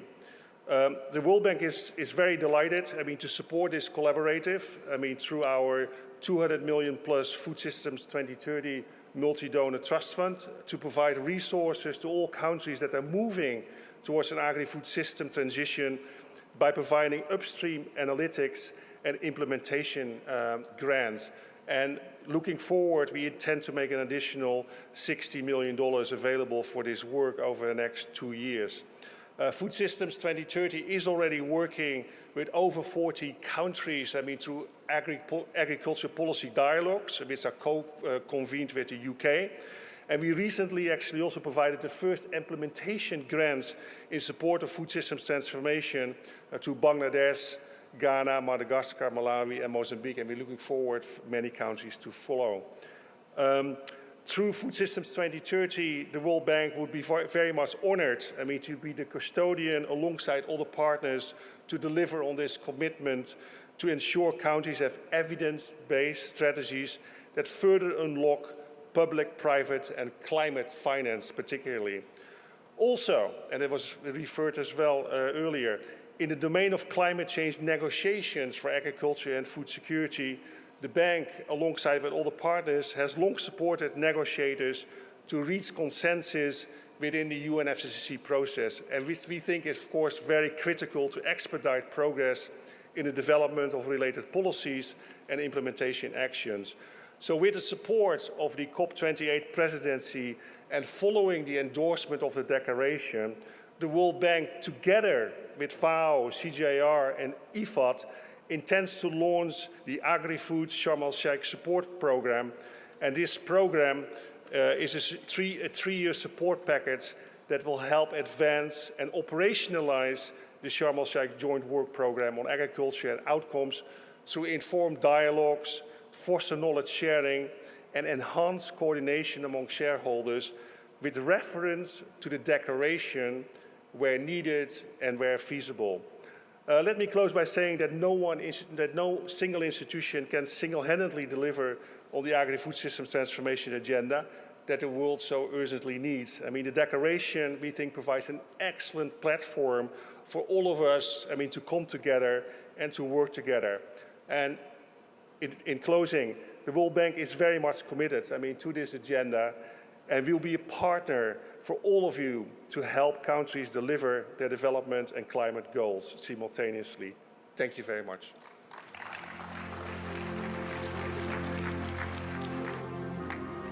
So, I mean, it matters hugely, everybody. The statements you're hearing today are focusing on a constellation of connected contributions to implementing the declaration. Thank you, Martin, not just for the speech you've just given, but for the way in which you and your team work with everybody else to try to get this coherence that matters so much. Now, when you were listening to Amina Mohammed, you might have heard her referring to the Food Systems Coordination Hub that the United Nations has set up and that is now being implemented in Rome. It's now my absolute pleasure to introduce a friend and a strategic partner, Dr. Stefanos Fotiou. Stefanos is going to help us to understand how the hub works and will moderate the next panel. Stefanos, come to the stage and let me greet you.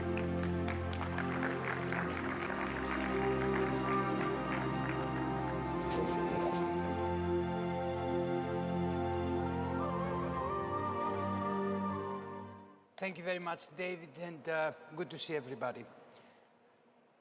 The declaration is one of the greatest milestones, I believe, that has happened from the adoption of the 2030 Agenda, because the declaration is contributing to the need to keep the 2030 Agenda alive and to accelerate the Sustainable Development Goals. As you heard the Deputy Secretary General, the declaration is fitting exactly in the call of the Secretary General at the stock-taking moment that asked to put the climate action agendas and the food system transformation agendas together. And we are very proud in the Hub to support the development of this declaration with a strategic partnership we have with the COP28 presidency. But now we need to go to the implementation, and we need to make the wishful thinking action. This presidency has an amazing motto: unite, act, deliver.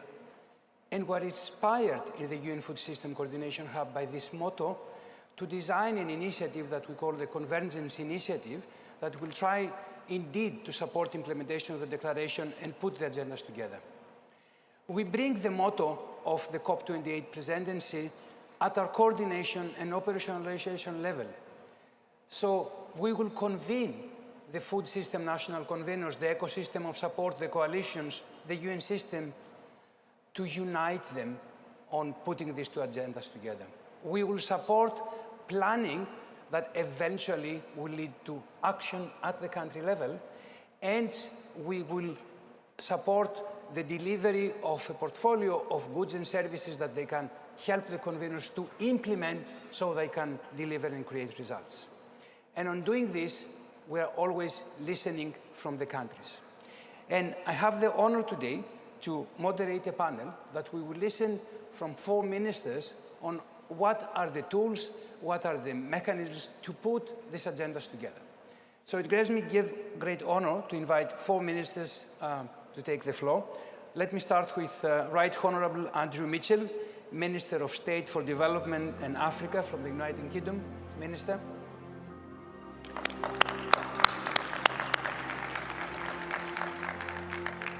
His Excellency Rob Jetten, Minister for Climate and Energy Policy of Netherlands.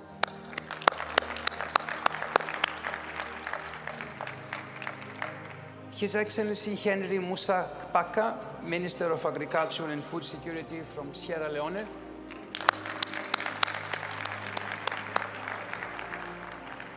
And Her Excellency Anne Beth Trivenreim, Minister of International Development from Norway. Ministers, thank you very much for joining the panel. You are the one that you are driving action to implement the declarations that the multilateral system is putting together. So we are here today to listen from you. And let me start from Minister Andrew Mitchell. Minister, how you think we can enhance the scaling up of policy dialogues and policy actions with countries, between countries, inside the countries, to bring these two very important agendas together. Well, thank you very much for this extremely kind invitation. At the Global Food Security Summit in London 3 weeks ago, I was delighted to announce Britain's endorsement of the Emirates Declaration on Sustainable Agriculture, Resilient Food Systems and Climate Action. And I want to start today by congratulating the UAE on helping build momentum towards these shared goals. And the challenges are very well established, 3 particularly. Firstly, farmers on the front line of climate change suffer ever more frequent, severe weather extremes, including drought and floods. Secondly, millions of people go to bed hungry every night, unable to access sufficient and nutritious food. Alongside conflict, climate and nature crises are the root causes.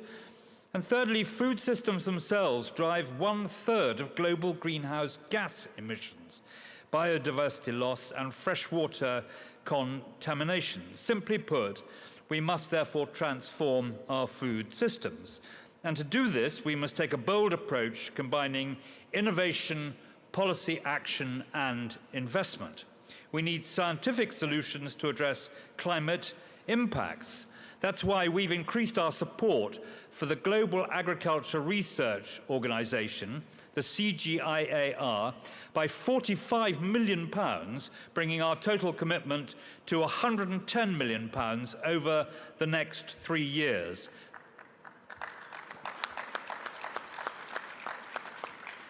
This is a very important and highly effective organization. And international collaboration is the key, and that is why we are also supporting the UAE and USA-led Agriculture Innovation Mission for Climate. The UK and Egypt co-lead the Agriculture Breakthrough Agenda, which was launched at COP26 to make climate resilient and sustainable agriculture the most attractive and widely adopted option for farmers everywhere by 2030. Its priority action plan was launched here at COP28, setting out actions countries will take in 2024 to help deliver that. And these include 3 points particularly: coordination and acceleration of agriculture research and development, to leverage finance for promising technologies, including working with the Innovation Commission for Climate Change, Food Security and Agriculture, and aim for climate, and thirdly, to develop policy pathways for accelerating the adoption of sustainable agriculture practices. The Global Agriculture Policy Dialogue, convened by Britain and the World Bank, provides a key platform to support this as a forum for peer exchange, building partnerships and mobilizing policy action. Based on the experience shared through the policy dialogue together with the World Bank, we are launching a policy dialogue compendium.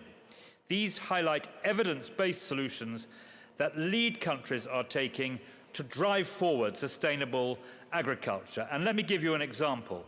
Vietnam shifted 209,000 hectares of rice over 7 years to low-carbon sustainable farming. That is a tremendous achievement, and learning from their experience will help other countries replicate this model as well. We are also going further to leverage investment. We are partnering with the World Bank through the Food Systems 2030 Trust Fund to work with developing countries on policy action for sustainable agriculture. The UK has provided £3 million this year, and I'm pleased to confirm our commitment to strengthen this partnership with up to £45 million over the next 5 years to support a just rural transition to sustainable agriculture. This aligns with the COP Presidency Technical Collaboration Initiative, which we are now delighted to join. Domestically in England, we've shifted our investment away from area-based payments to instead reward our farmers for vital work to protect, restore, and enhance natural ecosystems. Internationally, we're using our development budget to incentivize sustainable farming, For instance, the UK is delighted to support the forest and farm facilities work in Africa. So we are pledging £10 million more to strengthen forest and farm producer organisations working to improve livelihoods within sustainable landscapes. And water resilience is critically important, with agriculture accounting for 70% of freshwater withdrawals globally and 70% of water pollution. We must build more water-resilient food systems. Put simply, no water, no food. And that is why I have today announced up to nearly £40 million for the new Just Transitions for Water Security programme. This includes the Agua Water Tracker to help countries develop more ambitious national climate plans, with water integrated across ministries. Finally, we must further harness the power of the private sector, a key theme that runs throughout our discussions, setting the right incentives to encourage sustainable food and water practices. And before I end, let me confirm the UK's commitment to the Emirates Declaration as a powerful signal of political ambition, which we must now deliver through our actions. Thank you very much indeed.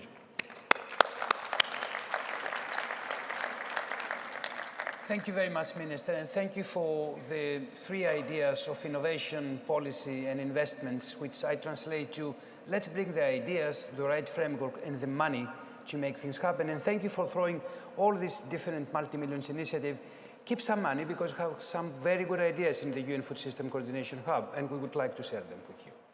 Let me go to the Netherlands now, which is a country with a very strong tradition on strong governance and policy coordination. So, Minister, how the Netherlands envisions the convergence of the climate action agenda and the food systems transformation agenda?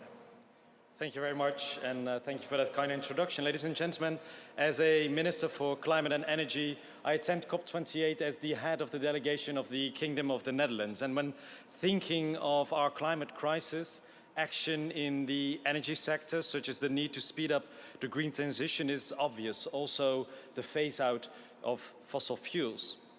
And I deal with these topics on a daily basis as a Minister of Climate and Energy. But if we want to keep 1.5 degrees alive, we need action in all other sectors as well. And that's why I'm so delighted to attend a meeting focusing on food, agriculture, and water, because it is crucial. Because biodiversity loss may be less visible, but it's not less problematic. And for far too long, we've been pushing the limits of nature and Mother Earth. And now we're paying the price with massive droughts, floods, crop failures, poor quality of air, poor quality of water and soil, loss of nature, loss of biodiversity, you name it. And the Dutch food system is the result of a very long history of innovation and cooperation, and we're very proud of that. Although we're just a small nation, our food and agricultural sector is a powerhouse with strong international linkages. But what counts in an ever-changing world is not only the strength of a system at this moment, but rather its ability to change and to adapt. In my own country, in the Netherlands, we're slowly but surely reinventing how we produce and consume food. And believe me, also for us, it's not easy. We've seen huge protests of farmers on our streets and on the doorsteps of the houses of several ministers. But we're now making progress, slowly but progress. And that's also thanks to that same farmers and other entrepreneurs in the agricultural sector that understand that we need to adapt. And together we're working towards a more resilient food system, finding eco-friendly and sustainable ways of farming. And on our way forward, we'll embrace a diet with less animal protein and more plant-based protein. Yeah, and it's something we're getting used to. We'll also welcome promising developments like cellular agriculture, precision fermentation, and cultivated meat. And with sea levels rising, we're researching the cultivation of salt-tolerant crops, because our own agricultural fields are getting more salty and salty over the years. And the exact outcome of this transition is not set in stone. What is certain, however, is that our national food system will look completely different in the nearby future. Agriculture production will occur within planetary boundaries, while the agricultural sector will remain economically sound and internationally competitive. And Dutch farmers will largely transition, such as in the UK, to a more nature-inclusive, organic and circular way of farming. And production will be future-proof and sustainable, but farmers need support for government, need clear policies, need financial support to do so. And as I said before, we need actions in all sectors. And in fact, we need action in all sectors, and even more important, to link our policy interventions. In the Netherlands, we do so by taking an integrated approach when it comes to nitrogen, water management, climate, and nature. And in a small country as the Netherlands, this is still a very different situation in every region of the country, because the quality of water and nature and soil varies everywhere. And therefore, we develop regional programs to work towards a sustainable and healthy rural area in the future. Measures are being implemented in various sectors, including agriculture, industry, and transportation, so that all sectors contribute to the goals in reducing nitrogen, reducing greenhouse gas emissions, and improving air quality. And as a Minister for Climate and Energy, speaking at this Food System Ministerial, I'm especially proud of this smart and integrated approach. And we're very happy to share this approach with our friends in Europe and outside of Europe, so that we can share our knowledge, share our expertise, so that others can work on that. And before I conclude, I want to end with an important note, because we cannot do this alone. And if we want this transition to succeed, we have to cooperate, and we must do this together, learn from each other's experiences. So we're very happy to see everyone here uniting for a common cause, and to see the United Arab Emirates reaching out to all of us with this Emirates Declaration. In fact, the Prime Minister of the Netherlands was here a couple of days ago, and he was very happy to sign this declaration. I'm so glad to see that so many other countries have already signed this declaration as well. And we look forward to engage with all of you in the nearby future. Thank you very much. Thank you very much, Minister. Thank you for showing to us how Netherlands has this holistic approach, both on the political level but also on the technical level. And we need this to be something that we share with other countries, so they can be inspired to have a similar action. Minister Kpaka, I remember in July, during the food system stock-taking moment, I was following your speeches, and I've seen that you have many times talked about action, acceleration, ambition. So, Minister, how we can raise up the ambition to put the agendas together? Because if we want to be frank for ourselves, and we see where we're standing with the SDGs, we're almost nowhere, but we haven't lost hope. So how we can raise the ambition, Minister? Thank you, Stefano. Excellencies, distinguished guests, ladies and gentlemen, let me also extend my gratitude to the COP presidency for bringing us here today, for inviting us, and for saving the best for last. Indeed, it is heartwarming to see 152 countries have signed up to the Emirati Declaration on Sustainable Agriculture, Resilient Food Systems and Climate Action. Sierra Leone wholeheartedly endorsed this, and we are behind it with full force. We know, as everybody's already spoken, that the global food system is failing to deliver on multiple fronts, and it's having devastating consequences for people and planet. Without radical action on food systems, we would not stand a chance on keeping the global temperature increase under 1.5 degrees Celsius, let alone arresting the loss of biodiversity, making sure that everyone has access to nutritious food, or reducing poverty and inequality in line with the SDGs. So there's an urgent need for countries to step up, ambitiously lead by example, to show what it actually means to transform food systems in line with food security, nutrition, climate, and nature goals. So we're here today to talk about national leadership and to take action. And I am delighted to be able to tell you what Sierra Leone is doing, and to talk about a new country-led initiative that we are launching together with Norway, Brazil, Cambodia, and Rwanda, the Alliance of Champions for food systems transformation. Yes, we are calling ourselves champions because we are a group of ambitious countries that cannot wait and are determined to urgently act to close the ambitious and implementation gap on food systems, and together to speed up international progress in this regard. We are committed to a whole-of-government approach to action across 10 intervention areas and to incorporate these updated food system strategies into key planning tools, our NDCs and the national adaptation plans. We are acting because we have no choice. The situation in Sierra Leone, for example, is dire. The multiple crises, COVID, the wars, have brought unprecedented levels of disruption in food, energy, and other essential commodity supplies. Our food import bill has gone up by over 40%. Food inflation is over 50%. And we're doing all of this where weather and climate change poses the greatest risk to livelihoods to the thousands of farmers in our country. To address these difficulties, the President has launched an ambitious agenda, Feed Sierra Leone, with 5 strategic objectives for achieving food sovereignty, increasing exports, creating jobs, especially for women and youth, alleviating hunger and malnutrition, and for building a resilient food system. We will achieve these objectives by investing in mechanization, irrigation in targeted areas and intensifying production there, improving aggregation and processing so we reduce losses, and creating linkages to markets. We will harness the power of climate-smart technologies and ag-tech. Crucial to this transformation is ensuring better access to finance and vitally empowering women and youth to be the backbone for driving all of this.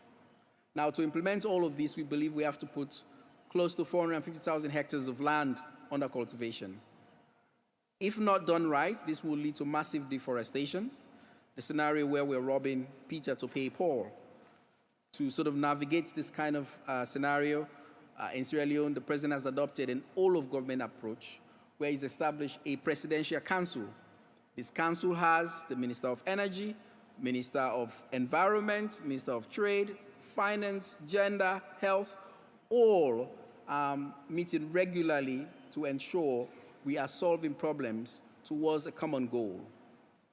And so we are delighted to be co-chairing this Alliance of Champions alongside Norway, Brazil, because we believe that as a small group of diverse countries, we can be a vanguard in this regard to show what good and ambitious looks like in raising the ceiling in terms of international ambition for food systems. We will work with international partners, civil societies, including the CJR, and hopefully the FAO and others as well. So we're challenging ourselves to live up to this expectation. We will report, we will be transparent, we report regularly and share lessons that we're learning, and we look forward for folks to join us on the road to COP30 as we aim to genuinely transform food systems for all. I thank you.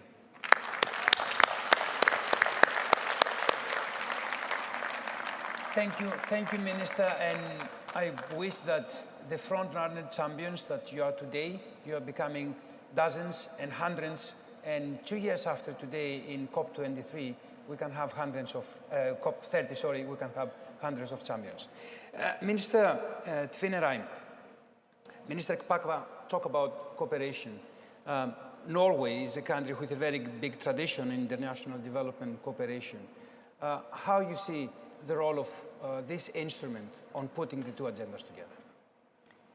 Thank you, moderator, and congratulations, everyone. This is such a great day. Finally, the ag sector and food production has been put at the core of COP.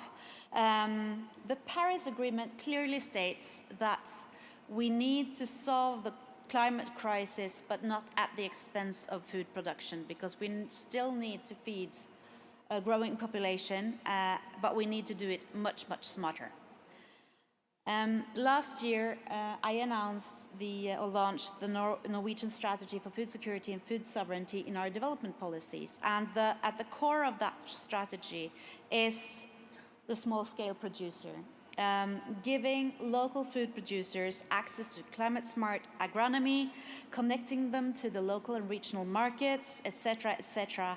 Many other aspects, because food production is so extremely complex.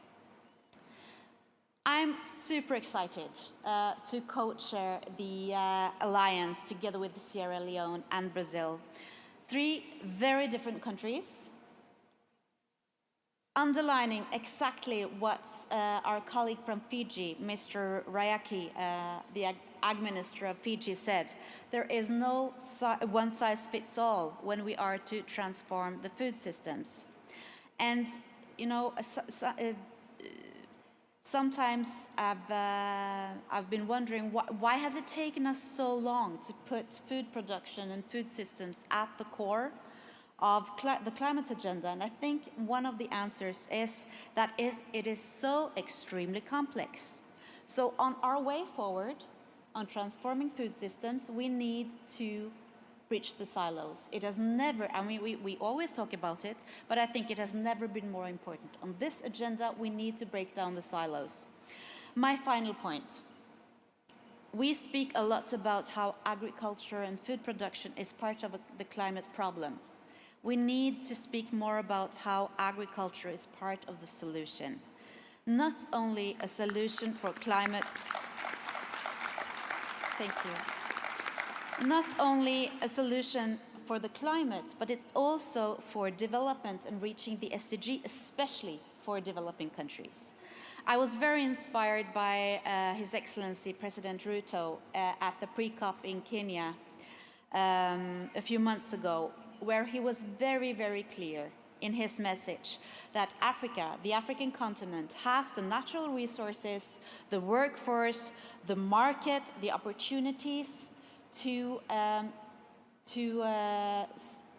solve the climate crisis. What is needed is investments in climate-smart technologies, enabling the African continent to leapfrog to a transformed food system. So what we need is simply to put up the partnerships to achieve that. And there are many partnerships. One of them has been mentioned here, research, CGIAR, crop trust, you know, scale up research into climate-smart technology, seeds, etc., etc., but also the partnership to walk the last mile to the farmer with extension services. Another partnership is obviously then to get the private investments in there. The private sector, together with MDBs, the World Bank, putting up innovative guarantee schemes so that private money, private funding gets into new markets for producing food in a smart way. But the most important partner is the farmer and the consumer. We have promised to transform the food system, the food sector. And that has to be a just transition also for the farmer. Thank you. Minister, thank you very much, and thank you for giving us an idea that we can resolve complexity by breaking the silos and have partnerships. And I want to take the opportunity also to thank Norway, because Norway was one of the first supporters of the UN Food System Coordination Hub. So Norway, together with Italy, Germany, Denmark, and Ireland, are the donors of the hub so far, and we thank you very much for this. So we're running out of time. I'm not going to do a big closing here, but I want to give a little bit of a history, and some people in this room, they will understand. Exactly 2 years ago, and when I say exactly, I'm talking on the spot of the time, we had a meeting in Norway that your ministry has put together, Minister, and it was about how we can keep up momentum from the Food System Summit. Agnes, check your calendar. It was 10 of December 2021, it was Friday, and it was 10:30 Norway time, which is 1:30 right now. I don't believe in coincidence, but I think that some things are happening because they're well planned. And I think that the follow-up to the Food Systems Summit, a summit that Agnes put together, we have proved that we can keep up the momentum. So I thank all of you that you have made keeping the momentum of the Food System Summit a realization, and I look forward to work with all of you for the next 2 years, going to the Food Systems Summit stock-taking moment of 2025, and also implementing the Convergence Initiative, which we are very proud that we have put together with the COP28 presidency and our strategic partner of the hub, the Forest Day Foundation. Thank you very much, and a big round of applause for our panel.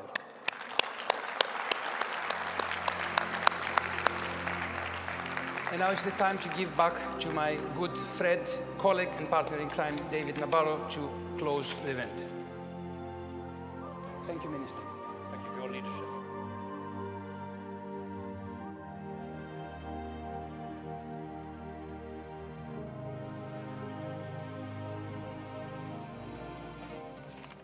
Well, all amazing events do eventually come to a conclusion, but it's a conclusion that's also a springboard for moving forward for this intensive sprint of implementing the Emirates Declaration, very much through to COP29 and then further to COP30.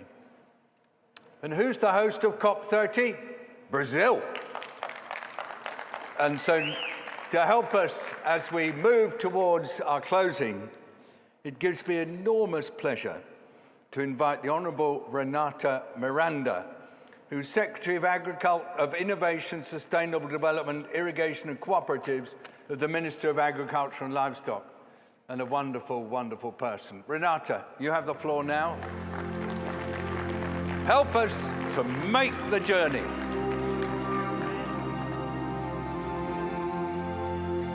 Good afternoon to everybody. Boa tarde. Masal al-Khair is everything that I know in Arabic.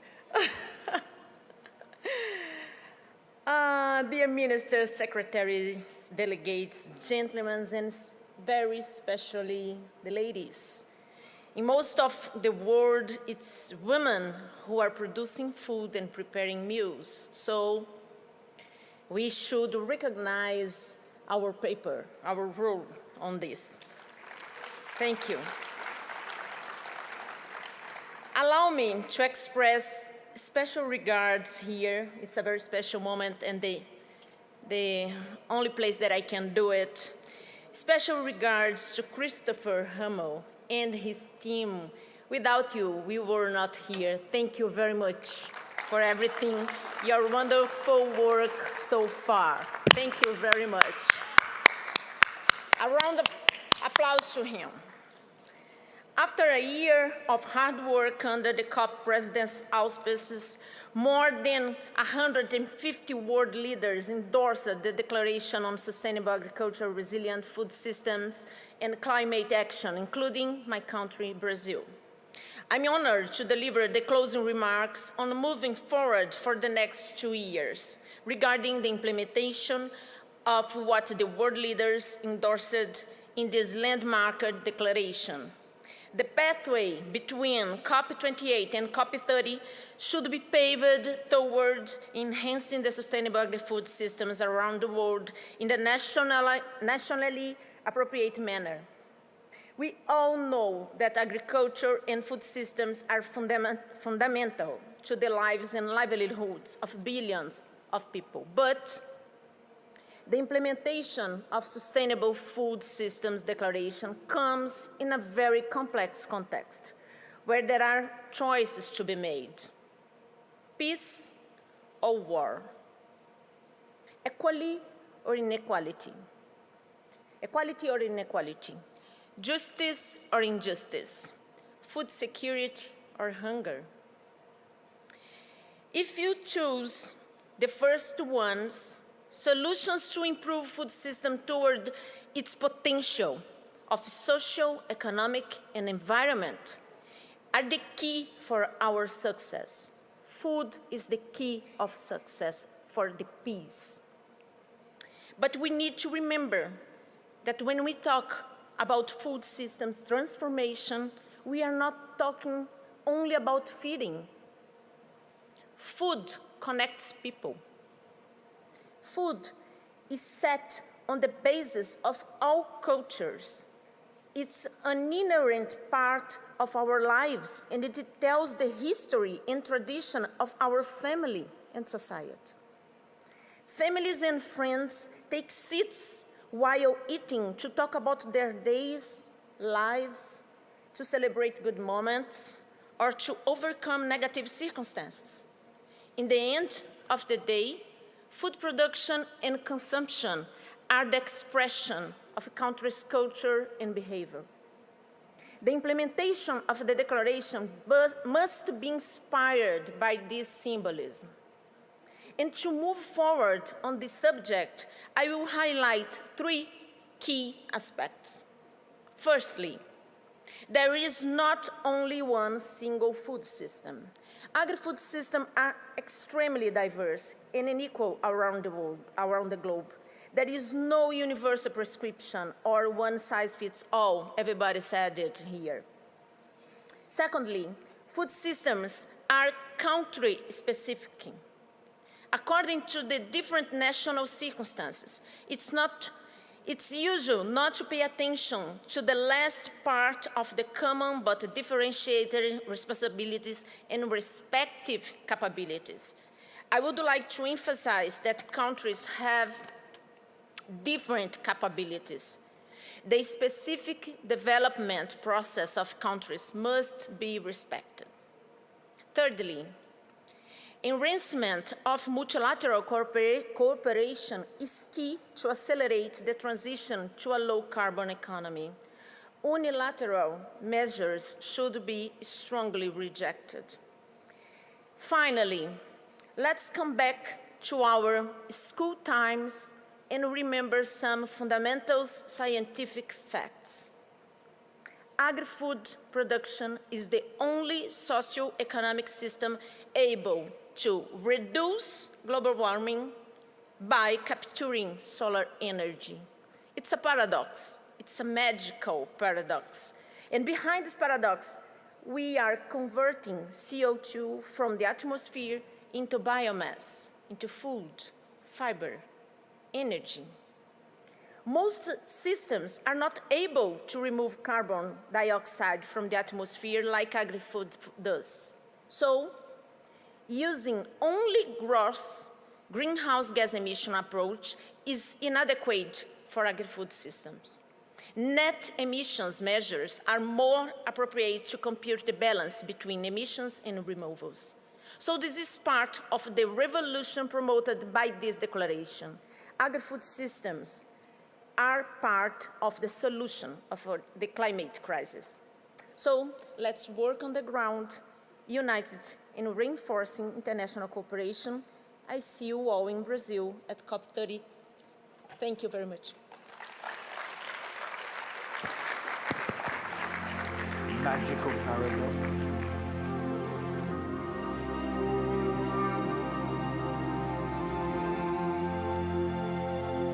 Magical paradox. What a lovely expression. Thank you very much indeed, Renata. Food is special. Farmers, as we heard this morning, are super special. And what we're talking about here, although it's super complex, although it varies enormously from country and locality to country and locality, but it is magical. And please take that away, because we had a big shout out for Chris Hamill just now, and he has, together with his team, under the leadership of Minister Almeri, done an extraordinary job. He's brought magic to this process. But there's somebody else who brought magic into working on food. In 2020, the United Nations Secretary General announced that he was going to organize the first ever Food System Summit in New York. And he appointed a very special person to be his envoy for that summit. I had the privilege of working with her. And now we're going to hear from her. Please can we have a massive applause for Dr. Agnes Kalibata, President of AGRA, and former Special Envoy for the Food Systems Summit and member of the Advisory Committee for this COP. Agnes, welcome. Thank you. Thank you, David. Thank you so much. David has ended by saying that I sit on the advisory committee of the COP28. And here is the thing. Many people ask me, how is it sitting on this advisory committee? Do they listen?